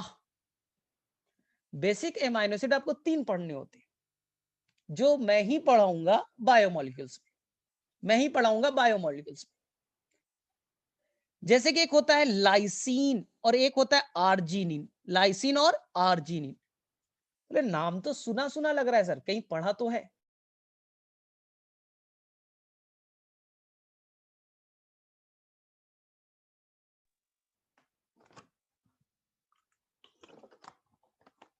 लाइसिन और आर्जिनिन कहां होते हैं? सर हमने जब पढ़ा था ना कि डीएनए पे नेगेटिव चार्ज होता है, डीएनए पे कैसा चार्ज होता है? नेगेटिव। इस नेगेटिव को न्यूट्रलाइज करने के लिए एक प्रोटीन से जुड़ जाता है, हिस्टोन प्रोटीन। कौन से प्रोटीन से जुड़ता है? Histone protein. इस हिस्टोन प्रोटीन में बेसिक एमाइनो एसिड लाइसिन और अर्जिनिन ज्यादा होते हैं, लाइसिन और अर्जिनिन ज्यादा होता है। हाँ, तो ये आपने पढ़ा था क्लास 12 में, खैर वो बायोमोलिक्यूल्स की बात है, हम पढ़ेंगे बायोमोलिक्यूल्स में, लेकिन यहां थोड़ा सा एमाइनो एसिड का सिंपल स्ट्रक्चर आना चाहिए, क्योंकि हम इसी चैप्टर में एक वर्ड पढ़ने वाले हैं। ध्यान से सुनिएगा, कोई गड़बड़ मत कीजिएगा, ध्यान से सुनिए, ध्यान से सुनिए। कोई भी एमाइनो एसिड है, एक H, एक एसिड और एक बेस होना चाहिए। अगर इस एमाइनो एसिड में मान लीजिए CH2SH जुड़ गया, मान लीजिए CH2SH जुड़ गया, तो क्या नया चीज जुड़ा? अरे सर इसमें सल्फर जुड़ गया है, सर इसमें सल्फर जुड़ गया है, सर इसमें सल्फर आ गया है। इसलिए आपकी एनसीईआरटी ना, आपकी एनसीईआरटी ये कहेगी कि 20 एमाइनो एसिड में 2 ऐसे एमाइनो एसिड है बच्चा जो सल्फर कंटेनिंग है, जिसके अंदर सल्फर पाए जाएंगे। सर कौन? एनसीईआरटी में गिवन है 2 नाम, उसका नाम CM है, C और M। एक का नाम सिस्टीन और एक का नाम मिथियोनिन। ये मैं नहीं कहता, आपकी एनसीईआरटी कहती। सर कहां कहती है? एक का नाम सिस्टीन और एक का नाम मिथियोनिन, एक का नाम सिस्टीन और एक का नाम मिथियोनिन, एक का नाम सिस्टीन और एक का नाम मिथियोनिन। ध्यान से देखिए, अगर आपने एनसीईआरटी को ध्यान से कभी पढ़ा हो, टाइम मिले तो पेज नंबर 197 पे देख लीजिए। पेज नंबर 197 पे एक टॉपिक होगा सल्फर करके, एक टॉपिक होगा सल्फर करके, और वहां लिखा होगा sulphur is present in 2 amino acid. 20 में नहीं है, 20 में से केवल 2 एमाइनो एसिड में, जिसका नाम सिस्टीन है और मिथियोनिन है। हम बातें करेंगे धीरे धीरे उस पे, लेकिन फिलहाल मेरा जो टॉपिक है, फिलहाल मेरा जो टॉपिक है वो एमाइनो एसिड कैसे बनता है उस पे फोकस करना है। फिलहाल हमारा जो टॉपिक है वो भाई एमाइनो एसिड बनाने की बात पे करते हैं। ये बायोमोलिक्यूल्स में हम लोग डिटेल से पढ़ेंगे, टेंशन नहीं लेना है। चलिए देखिए ध्यान से, चलो बताओ एमाइनो एसिड बनाने के 2 कौन कौन से तरीके। चलो कुछ तुम भी हेल्प करो मेरा। एमाइनो एसिड बनाने के 2 कौन कौन से तरीके होते हैं, चलिए बताइए। एमाइनो एसिड बनाने के 2 तरीके मैंने अभी थोड़ी देर पहले बताया था, पेज नंबर 204 पे गिवन भी है, पेज नंबर 204 पे गिवन भी है, थोड़ा बताइए मुझे।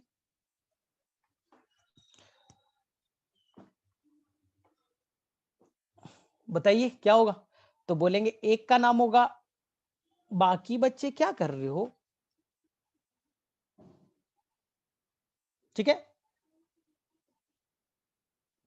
तो एक का नाम होगा रिडक्टिव एमिनेशन, एक का नाम होगा रिडक्टिव एमिनेशन, और एक का नाम होगा ट्रांस एमिनेशन। हाँ ठीक है, एनसीईआरटी में लिखा भी तो है ना, रिडक्टिव एमिनेशन और एक का नाम है ट्रांस एमिनेशन। और राजादित्य पढ़ता नहीं है क्या? कभी आंसर ही नहीं करता भाई, कभी आंसर ही नहीं करता। चलो ठीक है, तो ध्यान से देखिए, एक होता है कीटो एसिड। देखिए एक होता है कीटो एसिड, बोले ये क्या है सर, ये क्या भला है कीटो एसिड? जिसमें कीटोन ग्रुप भी हो और एसिड ग्रुप भी हो तो नाम होगा कीटो एसिड। कीटो एसिड जैसे मैं यहां लिख देता हूं R1C डबल बॉन्ड O, यानी कीटो ग्रुप भी है और इसमें एसिड ग्रुप भी है, तो नाम क्या देंगे बोलो? केमिस्ट्री अप्लाई करो ना, कीटोन भी है और कार्बोक्सिलिक एसिड भी है, तो नाम कीटो एसिड। बोले बड़ा आसान है सर, देखिए एनसीईआरटी में लिखा भी। तो सर कीटो एसिड, अब तो केवल नाम बोल दिया सर, उसमें कीटोन होगा और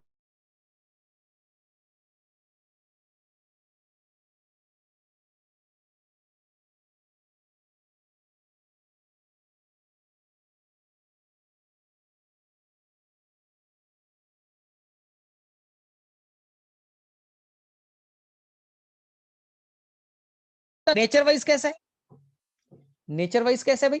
तो उसमें सर कीटो ग्रुप भी है, 1 minute,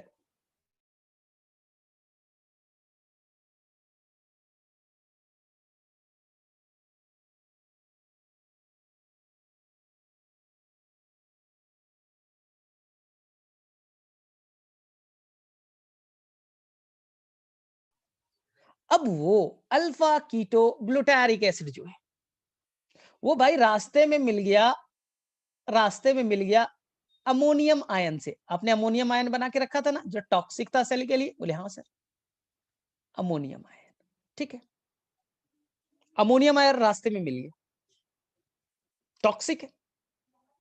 alpha keto glutaric acid बोलेगा भैया अमोनियम आयन मेरे में आके जुड़ जा, मेरे में भाई साहब आके जुड़ जाओ। ओ अमोनियम आयन भाई साहब मेरे अंदर आइए और जुड़ जाइए। बोले ठीक है। तो अमोनियम आयन का जुड़ना एमिनेशन, अमोनियम आयन का जुड़ना एमिनेशन। लेकिन इसके लिए चाहिए भाई साहब आपको हाइड्रोजन। तो हाइड्रोजन लेके आएगा NADPH और H+, NADPH और H+। वो बोलेगा भैया मेरे पास हाइड्रोजन है। NADPH और H+ के पास क्या होता है? हाइड्रोजन। ये हाइड्रोजन इसे दे दिया जाएगा, ले भाई हाइड्रोजन ले ले, खुश हो जा। तो हमने क्या किया? हाइड्रोजन का जुड़ना, ध्यान से देखिए, NADPH और H+। वापस से मैं बता रहा हूं एनसीईआरटी का फिगर। NADPH के पास हाइड्रोजन था, वो आया और अपने हाइड्रोजन को अल्फा कीटो ग्लूटारिक एसिड में डाल दिया। तो हाइड्रोजन का जुड़ना रिडक्शन, और एमाइन ग्रुप का जुड़ना, इसमें एमाइन ग्रुप को भी जोड़ा गया, एमाइन ग्रुप का भी जुड़ना एमिनेशन। दोनों को जोड़िए, दोनों वर्ड को जोड़िए, रिडक्शन के साथ एमिनेशन हुआ तो नाम पड़ा रिडक्टिव एमिनेशन। तो नाम पड़ा रिडक्टिव एमिनेशन, क्योंकि रिडक्शन भी हुआ और एमिनेशन भी हुआ, रिडक्टिव एमिनेशन। और एक नए एमाइनो एसिड की शुरुआत हो गई, नया एमाइनो एसिड में कन्वर्ट हो गया glutamic acid. Glutamic acid, alpha keto glutaric acid क्या बन गया? Glutamic acid. ठीक सर, कोई एंजाइम की इन्वॉल्वमेंट है क्या? क्या बना भाई? ग्लूटामिक एसिड को ग्लूटामेट भी कहते हैं, क्योंकि मैंने पहले ही बोला जब भी एसिड होता है ना उसे आयन के फॉर्म में कहते हैं। सिट्रिक एसिड की जगह साइट्रेट कहिए, एसिटिक एसिड की जगह एसीटेट कहिए। तो ग्लूटामिक एसिड की जगह एनसीईआरटी ग्लूटामेट लिखिएगा तो डरना नहीं है। ग्लूटामेट, ग्लूटामिक एसिड आयन के फॉर्म में ग्लूटामेट। कैसे बना भाई? अरे कुछ नहीं सर, हाइड्रोजन जोड़ दिया था, एमाइन ग्रुप जोड़ा और हाइड्रोजन जोड़ दिया, इसलिए इस एंजाइम का नाम भी पड़ेगा ग्लूटामेट डिहाइड्रोजिनेस। ग्लूटामेट बनाया, कैसे बनाया सर? हाइड्रोजन को जोड़ करके बनाया, तो नाम पड़ा glutamate dehydrogenase. Dehydrogenase I think आपको क्लियर होना चाहिए। आसान है, जितना कॉम्प्लेक्स करोगे उतना कॉम्प्लेक्स लगेगा। अरे भाई सिंपल ना, केमिस्ट्री, केमिस्ट्री। हाइड्रोजन का जुड़ना रिडक्शन, एमाइन को जुड़ना एमिनेशन। दोनों को एक साथ क्या कहोगे? बोले सर दोनों को जोड़ देंगे, रिडक्टिव एमिनेशन। क्या बन गया? क्या बन गया? तो मैंने बोला था बच्चे, कीटो एसिड है, देखिए भैया कीटो एसिड है, और इस कीटो एसिड में तुमने एमाइन ग्रुप को जोड़ा, एमाइन ग्रुप को जोड़ा ना, तो ये एमाइनो एसिड बन गया। कौन सा एमाइनो एसिड? Glutamic acid. तो अल्फा कीटो ग्लूटारिक एसिड में आपने एमाइन ग्रुप को जोड़ दिया, बन गया ग्लूटामिक एसिड। लेकिन एसिड तो आयन के फॉर्म में होता है सर, तो ग्लूटामिक एसिड की जगह ग्लूटामेट कह दीजिए। सर किसने बनाया? प्रोडक्ट के नाम पे रखेंगे उस एंजाइम का नाम। ग्लूटामिक एसिड किसने बनाया? ग्लूटामेट, हाइड्रोजन डाल के बनाया तो ग्लूटामेट डिहाइड्रोजिनेस, ग्लूटामेट डिहाइड्रोजिनेस। चलो बताओ किसे किसे ये रिडक्टिव एमिनेशन क्लियर हो गया? किसे किसे ये रिडक्टिव एमिनेशन क्लियर हो गए? सितेश आ गया समझ में? अनुभव, सिमरन, बोलो बोलो बोलो। क्लियर है ना? अरे नाम पे जाओ ना, ना कुछ समझ में आया केवल नाम छाप दो भाई, रिडक्शन, एमिनेशन, रिडक्टिव एमिनेशन, बस हो गया। बोले ठीक है सर, यानी सर एमाइनो एसिड बन गया कौन सा? Glutamic acid. यानी सेल में लगातार ग्लूटामिक एसिड बनते रहते हैं, सेल में लगातार ग्लूटामिक एसिड बनते रहते हैं। चलिए, अब सेल में ढेर सारा क्या हो गया? सर ढेर सारा जानते क्या हो गया? सर ग्लूटामिक एसिड हो गया। सर ढेर सारा हो गया सर ग्लूटामिक एसिड, ये ढेर सारा सर सेल में हो गया ग्लूटामिक एसिड। ठीक भाई, ढेर सारा ग्लूटामिक एसिड हो गया। अब ग्लूटामिक एसिड को एनसीईआरटी ने एक सिंपल से फिगर में रिप्रेजेंट किया। R1 एमाइनो एसिड है ना, तो आपको बताया ना एमाइनो एसिड में क्या होगा भाई? ठीक है, एक तरफ होगा H, एक तरफ होगा NH2 और एक तरफ होगा COH।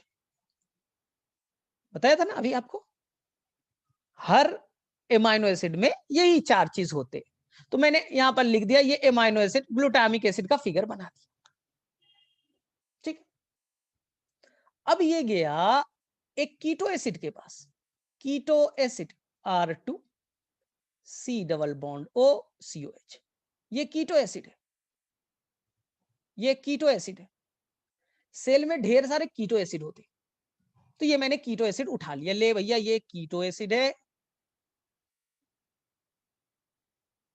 ठीक है, और ये भैया एमाइनो एसिड है, एमाइनो एसिड है। बोले ठीक है, कौन सा एमाइनो एसिड है? Glutamic acid. ठीक है, अब ध्यान से सुनना, नाम क्या है? Transamination.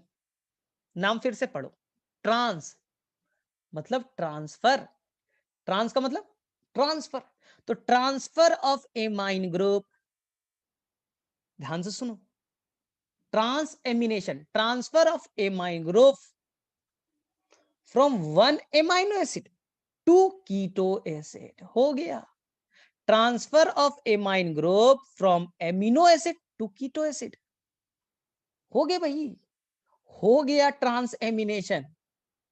Transfer of amine group को ट्रांस एमिनेशन कहते हैं। तो जो ग्लूटामिक एसिड था उसके पास में जो एमाइन ग्रुप था उसने ट्रांसफर कर दिया। मैं ग्लूटामिक एसिड हूं, मेरे पास एमाइन ग्रुप था, मैंने तुम्हें ट्रांसफर कर दिया। तुम्हारा क्या नाम था? सर मेरा नाम तो कीटो एसिड था। तो क्या बन जाएगा? तो ये कीटो एसिड बेटा खुश हो गया, अरे कीटो एसिड तो मजेदार हो गया, बोले कीटो एसिड हमें मजा आ गया सर, आपने मेरे अंदर इमाइन ग्रुप डाला ना, तो देखो ना मेरा क्या हो जाएगा अभी देखो, आपने मेरे अंदर क्या डाला है सर? इमाइन ग्रुप डाला ना, और साथ साथ सर हाइड्रोजन भी डाल देते तो मजा आ जाता। तो चल हाइड्रोजन भी डाल देता हूँ, टेंशन मत ले। तो ये कीटो एसिड बेटा खुश होकर के एमाइनो एसिड बन गया, ये कीटो एसिड बेटा बन गया एमाइनो एसिड। देख लो एमाइनो एसिड का यही फार्मूला था ना, एक hydrogen, amine group, carboxyl group और आर ग्रुप। कीटो एसिड खुश होकर एमाइनो एसिड बन गया, और ग्लूटामिक एसिड ने अपना त्याग कर दिया, ले ले जा मेरा अमोनियम है, मेरा एमाइन ग्रुप ले जा, मैं कन्वर्ट हो जाऊंगा भाई, मैं कन्वर्ट हो जाऊंगा किस में? R1 C double bond O COH। मैं अपने आप को कीटो एसिड यानी अल्फा कीटो ग्लूटारिक एसिड में कन्वर्ट कर लूंगा, मैं अपने आप को कीटो एसिड में कन्वर्ट कर लूंगा। तो अब समझ में आया कहानी क्या हो रही है? कहानी क्या हो रही है, एक लाइन में समझाता हूं। सेल के अंदर में अमोनियम आया, टॉक्सिक था, सेल के अंदर में अमोनियम आयन आया, टॉक्सिक था। इस अमोनियम आयन को अल्फा कीटो ग्लूटारिक एसिड पकड़ लिया, with the help of hydrogen reductive ammunition किया और ग्लूटामिक एसिड बन गया। क्या बन गया भाई? Glutamic acid. मैं ग्लूटामिक एसिड हूं, मैं स्कूल का मॉनिटर हूं, मैं स्कूल का तुम्हारे क्लासरूम का मॉनिटर हूं, मेरे पास मैं एमाइनो एसिड हूं भाई, मेरे पास एमाइन ग्रुप है, और तुम लोग बेटा कीटो एसिड हो, तुम लोग कीटो एसिड हो, हाँ तुम लोग अलग अलग कीटो एसिड हो, कोई 3 कार्बन के, कोई 4 कार्बन के, कोई 5 कार्बन के, कोई सल्फर वाले कीटो एसिड। तो ये सेल में ढेर सारे होते हैं कीटो एसिड। मैं अपना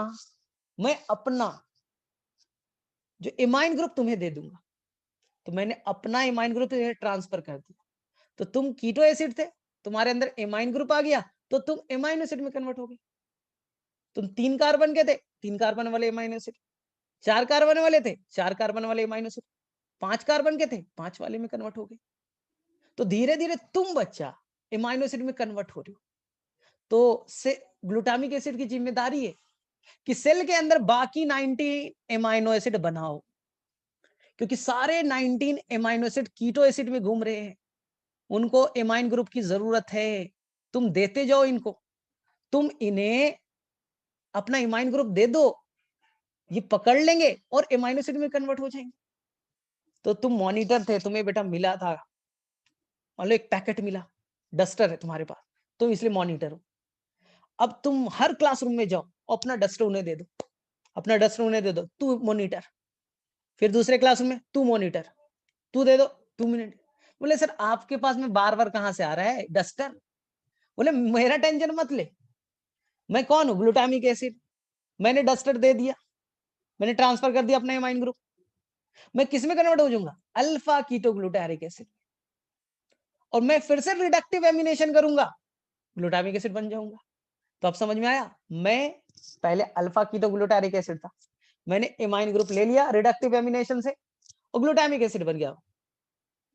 हाँ, मैं मॉनिटर बन गया।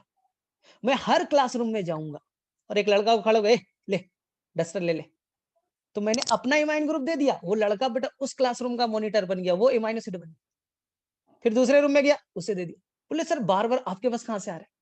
तो मैं रिडक्टिव एमिनेशन से एमाइन ग्रुप पकड़ता हूं और ग्लूटामिक एसिड बनता हूं, फिर मैं ले जाके छोड़ देता हूं और मैं अल्फा कीटो में कन्वर्ट हो जाता हूं, कीटो एसिड में। फिर से आता हूं, फिर पकड़ता हूं, एमाइनो एसिड बन गया। तो ग्लूटामिक एसिड का काम है बच्चा कि सभी बाकी एमाइनो एसिड का बनाना।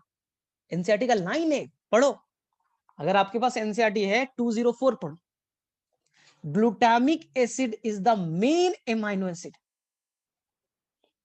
glutamic acid is the main amino acid who will donate the amine group to other keto acid, to other keto acid।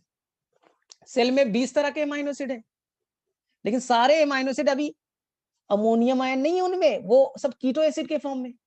किसी के पास डस्टर नहीं ना, तो सबसे पहले डस्टर प्रिंसिपल से कौन लाएगा?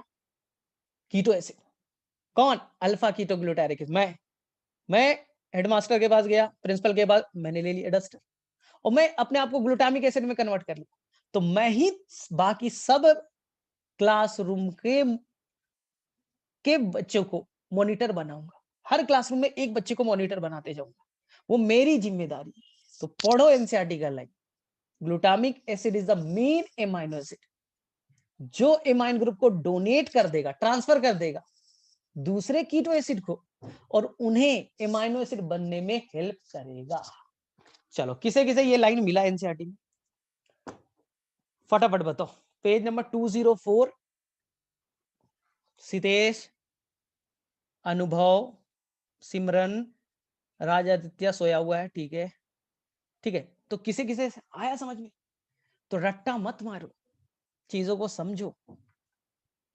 हाँ, तो प्रिंसिपल के पास था एमाइन ग्रुप, तुम गए, तुम्हारा नाम था अल्फा कीटोग्लूटारिक एसिड, प्रिंसिपल ने तुम्हें दे दिया डस्टर, तुम बेटा बन गए क्या? Monitor, glutamic acid. स्कूल के मेन मॉनिटर तुम ही हो। अब तुम हर क्लासरूम में जाओगे और एक बच्चे को जिसका नाम कीटो एसिड था उसे डस्टर दे दोगे, तो वो बच्चा भी अब मॉनिटर में आ गया। तो तुम्हें प्रिंसिपल के पास जाना है, रिडक्टिव एमिनेशन करके ग्लूटामिक एसिड बनना है, फिर हर क्लासरूम में जाना है और अपने एमाइन ग्रुप को एक बच्चे को दे देना है, वो उस क्लासरूम का मॉनिटर बनेगा। तो हो गया भाई, हो गया। लेकिन बोले सर ये मॉनिटर वॉनिटर का खेल तो समझ में आ रहा है, लेकिन सर अब इस स्कूल में कोई मॉनिटर बनना ही नहीं चाहता तो? हाँ बात तो है।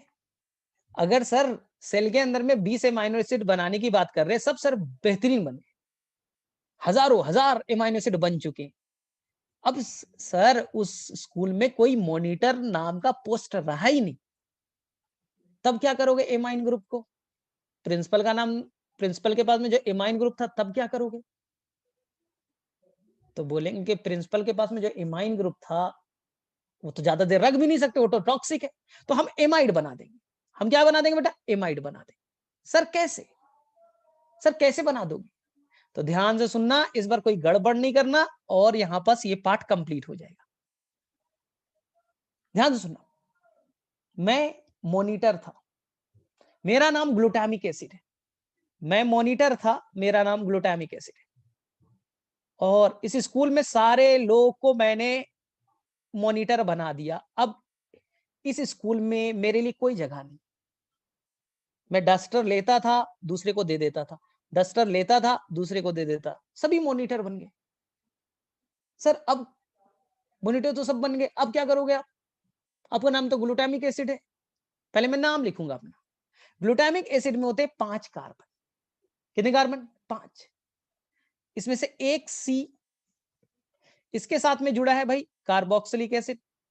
एमाइनो एसिड का फिगर आपको आता है ना, COH, एक तरफ H और एक तरफ NH2, ये हो गया amino acid. Glutamic acid 5 carbon का होता है। क्वेश्चन पूछा जाएगा तो बोले ठीक है सर 5 है, 1 हो गया, 2 हो गया, ये सर 3 हो गए CH2, ये 4 हो गया। कितने हो गए अभी कार्बन? 1 2 3 4, और ये हो गया भाई साहब 5। ये भैया ग्लूटामिक एसिड का स्ट्रक्चर है। आया कुछ समझ में? देखो यहां तक तो बेटा मैंने पहले ही आपको बताया था ना, हर एमाइनो एसिड में ये और ये फिक्स होता है। अब ग्लूटामिक एसिड कितने कार्बन का है? 5। मैं प्रिंसिपल से डस्टर ले लिया और बेटा मैं बन चुका हूं मॉनिटर। बाकी लोग मॉनिटर अब बनने के लिए तैयार ही नहीं, क्योंकि मैंने सबको बना दिया। बोले अब क्या करोगे सर? डस्टर तो बढ़ते जा रहा है, डस्टर तो टॉक्सिक होता है, यानी एमाइन ग्रुप तो टॉक्सिक होता है। इस डस्टर वाले ग्रुप का कुछ करना पड़ेगा। मेरा नाम ग्लूटामिक एसिड है, मैंने भैया गया डस्टर के पास, डस्टर भैया है अमोनिया NH3। ठीक है? बोले सुने बहुत तुम टॉक्सिक हो भाई। बोले हाँ है। ध्यान से सुनना, ध्यान से सुनना, डस्टर यानी अमोनिया का मैंने ले लिया H और ग्लूटामिक एसिड का OH आपस में रिएक्ट कर गया। ध्यान से सुनना, डस्टर मतलब अमोनिया, उसका H और ग्लूटामिक एसिड का OH ग्रुप आपस में रिएक्ट कर गया, वाटर निकलेगा? बोले हाँ सर वाटर निकल जाएगा। सर क्या बनेगा? चलो भैया देखो मैं मॉनिटर था और मेरे पास में वापस से लिखो, मेरे पास में था एक कार्बोक्साइल ग्रुप, एक एमाइन ग्रुप, मेरा नाम एमाइनो एसिड है, इसलिए मुझे 3 चीज तो लिखना ही पड़ेगा। बोले हाँ। अब मेरे अंदर 5 कार्बन, 1 2 3, ये हो गया 4, और ये 5वां कार्बन का बच्चा कहाँ है? अरे सर 5वां कार्बन तो वहां मजे मार रहा है। देखो 5वां कार्बन क्या है? सर वाटर उसने निकाल दिया, OH और H रिएक्ट कर गए। तो देखो ध्यान से सुनना, यहां बना CO, इधर आगे बच्चा अमोनिया का NH और H। ध्यान से सुनिएगा जो मैं बोलूंगा, आपको केमिस्ट्री में बच्चा सिखाया जाएगा, जहां भी ये ग्रुप पाया गया CONH ग्रुप पाया गया, इसे एमाइड कहते हैं। जहां तक मुझे ऑर्गेनिक केमिस्ट्री याद है, इसे बच्चा एमाइड कहते हैं।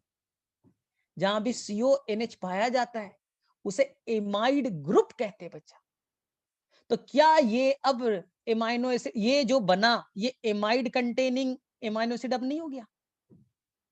ग्लूटामिक एसिड एक एमाइनो एसिड था, उसमें मैंने एमाइड ग्रुप जोड़ दिया, एमाइड ग्रुप जोड़ दिया, और ये एक नया एमाइनो एसिड में कन्वर्ट हो गया, जिसका नाम है बच्चा ग्लूटामीन। ग्लूटामीन। और नीट के एग्जाम में आया था, ग्लूटामीन में ऐसा क्या चीज है? भैया amide containing amino acid, amide group रखता है, तो जो मैं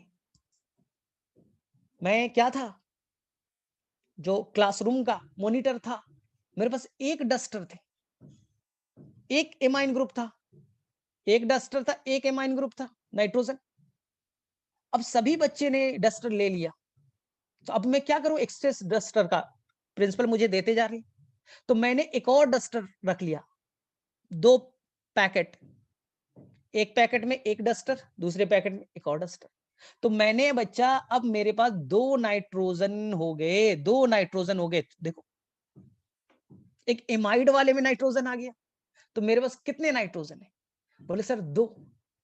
इसलिए ये वर्ड आएगा, जो आपका ग्लूटामीन है ये हाई रिच इन नाइट्रोजन है। ये नाइट्रोजन इसमें कितने हैं सर? 2 नाइट्रोजन है। और एसिड में कितना नाइट्रोजन था? 1 नाइट्रोजन था।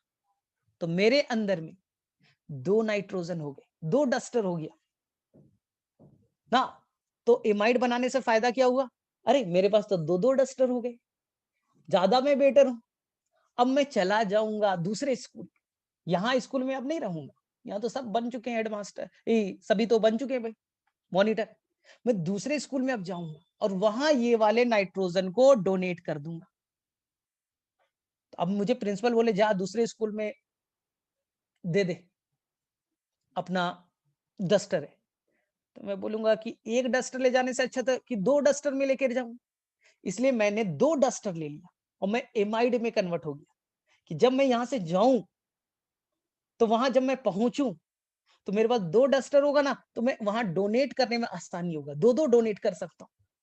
इसलिए एनसीईआरटी कहता है कि ये ग्लूटामिक एसिड पहले एमाइड बनेगा ग्लूटामीन, और ये एमाइड वाला जो है वो जाइलम में बैठ जाएगा। जाइलम पाइप होता है, रूट में बना, अब ये जाइलम नाम के पाइप में बैठ गया, ऊपर गया लीफ में, और बोलेगा मेरे पास 2 नाइट्रोजन है भाई, किसे किसे चाहिए? तो बोले दे दे भाई, 2 लेके आया। तो मैं 2 एमाइनो एसिड वहां 2 नाइट्रोजन डोनेट करके आ जाऊंगा। इसलिए जब प्लांट को लीफ में नाइट्रोजन भेजना है तो ग्लूटामिक एसिड की जगह ग्लूटामीन को भेजे तो ज्यादा बेटर होगा। ये एनसीईआरटी का लाइन लिखा है, ये एनसीईआरटी का बेटा लाइन लिखा है, ध्यान से सुनिएगा। तो मैं रिपीट कर दे रहा हूं, मैं रिपीट कर दे रहा हूं इस वर्ड को। मैंने क्या बोला कि जो ग्लूटामिक एसिड है उसका पहले आपको फिगर आना चाहिए। ये लिखिए, एक तरफ H, एक तरफ COH और एक तरफ NH2। ठीक, ग्लूटामिक एसिड में 5 कार्बन, 1 कार्बन 2 कार्बन, मुझे भी याद नहीं होता, बस मुझे ये याद है 5 कार्बन होते हैं, 3 4 और ये 5 कार्बन। ग्लूटामिक एसिड कैसा है? एसिडिक एमाइनो एसिड है, तो एक्स्ट्रा COH ग्रुप आएगा। ग्लूटामिक एसिड कैसा एमाइनो एसिड है? तो बोले सर एसिडिक है, तो एक्स्ट्रा COH हो गया।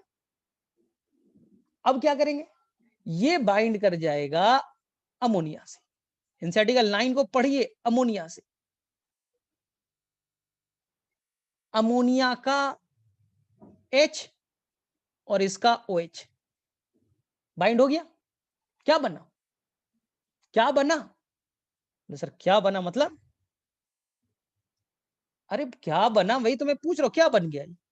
CO और ये NH बन गया। क्या बन गया सर? एमाइड ग्रुप आ गया। और क्या आ गया सर?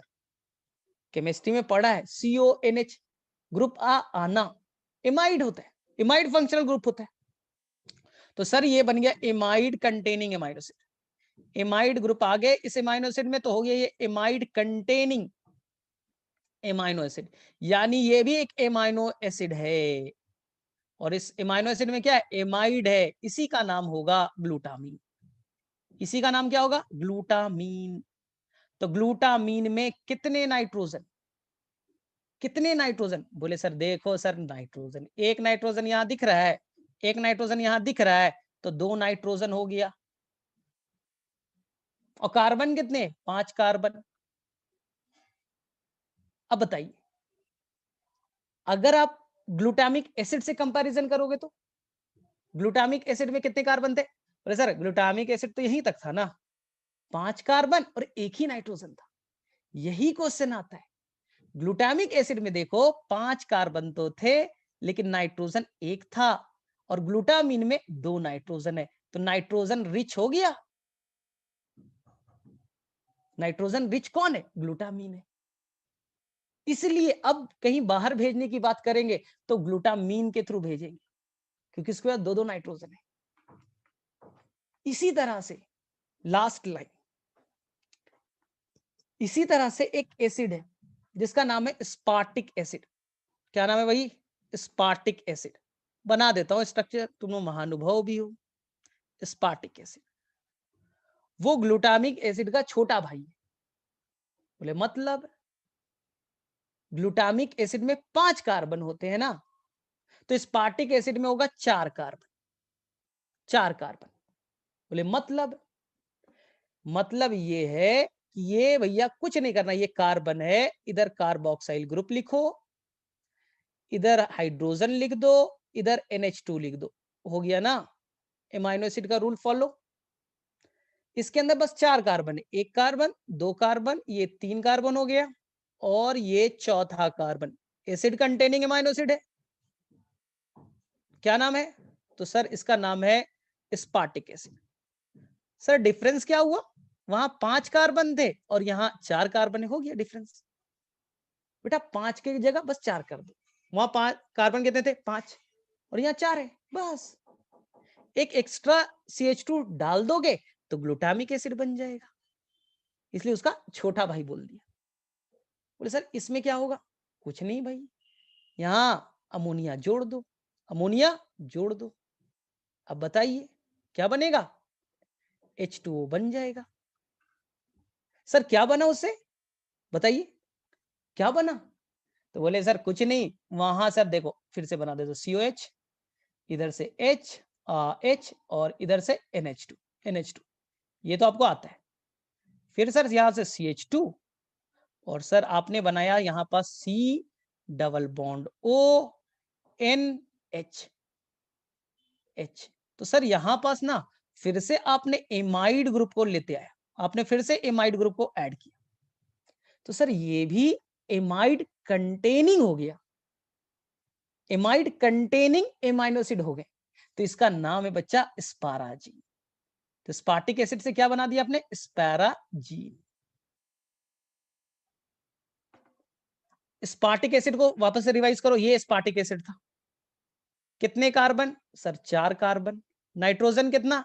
सर एक ही तो नाइट्रोजन है, 1 नाइट्रोजन। स्पाराजीन को पढ़ो तो सर 1 नाइट्रोजन यहां, 1 नाइट्रोजन यहां। सर 4 कार्बन तो है लेकिन 2 नाइट्रोजन है, तो एनसीईआरटी का वर्ड नहीं है कि स्पाराजीन और glutamine they are rich in nitrogen, इसलिए इन दोनों को बोला जाएगा ए भैया ऐसा करो, तुम लोग नोड्यूल वोड्यूल में बन गए हो ना, पाइप है जाइलम, यहाँ है लीफ, तुम लोग दोनों बैठ जाओ, स्पाराजीन और ग्लूटामीन तुम लोग आओ और ऊपर जाओ जाइलम के थ्रू, और वहां डोनेट कर देना। उन लोगों को भी नाइट्रोजन की कमी है, उन लोगों को नाइट्रोजन जाके डोनेट कर देना और वापस से आ जाना। इसलिए जो नोड्यूल्स है वो एमाइनो एसिड ना भेज करके, ग्लूटामिक एसिड ना भेज करके ग्लूटामीन एमाइड वाले को भेजना पसंद करता है। लेकिन बड़ा इंपॉर्टेंट लाइन है एनसीईआरटी का, ये एमाइड क्या है थोड़ा सोचो, ये एमाइनो एसिड, एमाइड, स्पार्टिक एसिड, ये सब क्या है? ऑर्गेनिक है या इनऑर्गेनिक? बोले सर ये ऑर्गेनिक है सर, कार्बन है ना इसमें तो ऑर्गेनिक हो गया। ये सारे सर एमाइड वेमाइड जो भी है सब ऑर्गेनिक कंपाउंड है। लेकिन बड़ा इंपॉर्टेंट लाइन है, वो बच्चा पढ़ने में मिस करता है। सर हमें तो बताया गया सर कि जाइलम से इनऑर्गेनिक सब्सटेंस जाता है और फ्लोएम से ऑर्गेनिक जाता है। जाइलम से पानी और मिनरल्स जाते हैं, इनऑर्गेनिक जाता है सर, और फ्लोएम से ऑर्गेनिक सब्सटेंस जाते हैं। तो एमाइड तो सर ऑर्गेनिक है, और आप बोल रहे हो जाइलम से जाएगा, आप बोल रहे हो जाइलम से जाएगा, यही इंपॉर्टेंट है। जाइलम जनरली किसको ले जाता है? इनऑर्गेनिक को, लेकिन यहां किस चीज को ले जा रहा है बच्चा? ऑर्गेनिक सब्सटेंस को कैरी कर रहा है, इसलिए ध्यान दीजिएगा ये एनसीईआरटी का लाइन है कि जो नाइट्रोजन है ऑर्गेनिक फॉर्म में जाइलम के थ्रू मूव कर रहा है, वो इनऑर्गेनिक फॉर्म में नहीं जा रहा है, ऑर्गेनिक फॉर्म में जा रहा है, एमाइड के फॉर्म में जा रहा है। ये एनसीईआरटी में लिखा गया है। चलो ठीक है, तो मैंने इतना बोला, किसी को समझ में आया या ऊपर गया? आराम से एक बार पढ़ लो भाई, कोई टेंशन नहीं है। 3 ही लाइन है एनसीईआरटी में बेटा, केवल 3 लाइन है, उसे समझाने के लिए मुझे आधे घंटे लगे। चलो सितेश, तुम्हारा क्या है, कुछ आया? ऊपर गया। तानिया, शर्मा, अनुभव, सिमरन, बोलो फटाफट। सितेश को क्लियर है? व्हाट अबाउट अनुभव? बोलो भाई, बोलो फटाफट। तानिया क्लियर है, सिमरन क्लियर है, और नहीं आए तो वापस आज जाके देखिए, बड़ा इंपॉर्टेंट लाइन है। ठीक है? अरे कहानी नहीं सुनाया था? प्रिंसिपल के पास में अमोनिया है, अमोनिया टॉक्सिक है, डस्टर टॉक्सिक है, जल्द से जल्द डस्टर को हटाइए। तो तुम गए, डस्टर को पकड़ लिया, ग्लूटामिक एसिड बन गए। सर अब क्या करें? तो अपना वाला जाके क्लासरूम में किसी बच्चे को थमा दो, ट्रांसएमिनेशन कर दो, वो बच्चा भी एमाइनो एसिड में कन्वर्ट हो जाएगा। ट्रांसएमिनेशन। सर डस्टर आते जा रहा है और सारे मॉनिटर बन गए, अब तो ग्लूटामिक एसिड तू 2-2 डस्टर पकड़ ले, एक डस्टर से काम नहीं चल रहा है, 2-2 डस्टर पकड़ ले, राइट वाले पॉकेट में भी लग रहे, लेफ्ट भी पकड़ लो, 2 पकड़ लो। सर तो 2 पकड़ लेंगे तो हम तो एमाइड बन जाएंगे, यही तो मैं चाहता हूं। सर मेरा छोटा भाई भी है, स्पार्टिक एसिड नाम है, उसको भी एक पकड़ा दे। सर 2-2 उसके पास भी हो जाएंगे डस्टर, स्पाराजीन कहलाएगा। और तुम लोग दोनों भाई निकल लो, दोनों भाई यहां से जाओ दूसरे स्कूल में, और वहां स्कूल के जो बच्चे होंगे उनमें नाइट्रोजन नहीं है, उनको डोनेट करते जाना। तो जहां से जाओगे, जिस बस से जाओगे, उसका नाम जाइलम होगा। यही तो एनसीईआरटी में लिखा है भाई। ठीक है? लेकिन एनसीईआरटी का एक लाइन है बच्चा, जो इस बार नीट के पेपर में आया। कौन गया भाई? ये सिमरन गई होगी, वो और अलग महानुभव है। नहीं, सिमरन है, सॉरी, कोई ना कोई तो गया। बेटा इस बार नीट में ये क्वेश्चन आया था, मैं डिस्कस करना एक लाइन का, तुम लोग तो महानुभव हो भाई। नीट में इस बार 2 बार पेपर हुए, कोविड के चलते एक बार लास्ट में भी पेपर हुआ, जिस दिन रिजल्ट आया 2 दिन पहले, उस पेपर में एक क्वेश्चन आया, सोयाबीन प्लांट में ऐसा नहीं होता। एनसीईआरटी में लिखा है बच्चा, लास्ट लाइन यही तो है, सोयाबीन प्लांट में ऐसा नहीं होता। तो बोले भाई सोयाबीन प्लांट क्या है भाई, क्या करता है वो? बोया सोयाबीन जो प्लांट है वो भैया रखता है यूरिया, NH2CO NH2, ये यूरिया है। और मुझे बता दे भाई, सोयाबीन प्लांट है, वहां यूरिया होता है, इसके अंदर कितने कार्बन है? बोले सर 1 कार्बन है, कौन सी बड़ी बात है। नाइट्रोजन कितने? बोले सर 2 नाइट्रोजन, कौन सी बड़ी बात है। 1 कार्बन 2 नाइट्रोजन। सोयाबीन प्लांट क्या करता है, एमाइन ग्रुप को पकड़ने के लिए ना, जो अमोनिया है उसे पकड़ने के लिए यूरिया का यूज करता है। वहां एमाइनो एसिड का नहीं है, कीटो एसिड का यूज नहीं है, वहां यूरिया को यूज करता है एमाइन ग्रुप को, अमोनिया को पकड़ने के लिए। और ये बन जाते हैं बेटा यूरियाइड्स। एनसीईआरटी का वर्ड है, देख लो, लास्ट एनसीईआरटी यही लिख करके छोड़ देता है कि they will form the ureides. Soybean plant में अमोनिया को पकड़ने के लिए यूरिया होते हैं, और they will convert into ureides. अब मुझे बताओ, यूरिया के अंदर 1 कार्बन, तो यूरियाइड्स में भी 1 ही कार्बन होगा। यूरिया में बेटा 2 नाइट्रोजन, तो यहां कितने नाइट्रोजन बेटा? 3 नाइट्रोजन, क्योंकि ऑलरेडी यहां 2 नाइट्रोजन थे, एक तुमने अमोनिया वाला पकड़ लिया, तो 3 नाइट्रोजन नहीं हुए। और एनसीईआरटी यहां पर इंड कर देगा। एनसीईआरटी का लास्ट लाइन पढ़ो तो क्या लिखता है, क्या लिखता है? In addition along with the transpiration stream, the nodule of some plant, nodules के अंदर, कुछ प्लांट के नोड्यूल्स के अंदर, जैसे soybean, export the fix nitrogen as ureides. वो ऊपर में यूरियाइड्स को भेजता है। बोले सर कैसे? These compound also have particularly high nitrogen to carbon ratio। कुछ समझ में नहीं आया? तो वो कहना ये चाहता है कि कुछ प्लांट में जैसे सोयाबीन में जो नोड्यूल्स होते हैं, उस नोड्यूल्स के अंदर में यूरिया को बुलाया जाता है। अल्फा कीटो ग्लूटारिक एसिड को नहीं बुलाते, यूरिया को बुलाते हैं। और यूरिया को एक नाइट्रोजन दे दिया जाता है और यूरिया बन गया यूरियाइड्स। कितने नाइट्रोजन हो गए? 3। अब जाइलम नाम के बस को पकड़ लो, ऊपर जाओ, एक्सपोर्ट करो, वहां जाके 3-3 नाइट्रोजन दे करके आना, 3-3 डस्टर हो गए तुम्हारे पास। तो कुछ प्लांट में एमाइड के थ्रू ऊपर भेजा जाता है, सोयाबीन प्लांट में यूरियाइड्स के थ्रू नाइट्रोजन को ऊपर पार्ट में भेजते हैं। ये नीट 2020 का जो सेकंड पेपर हुआ था वहां क्वेश्चन आया,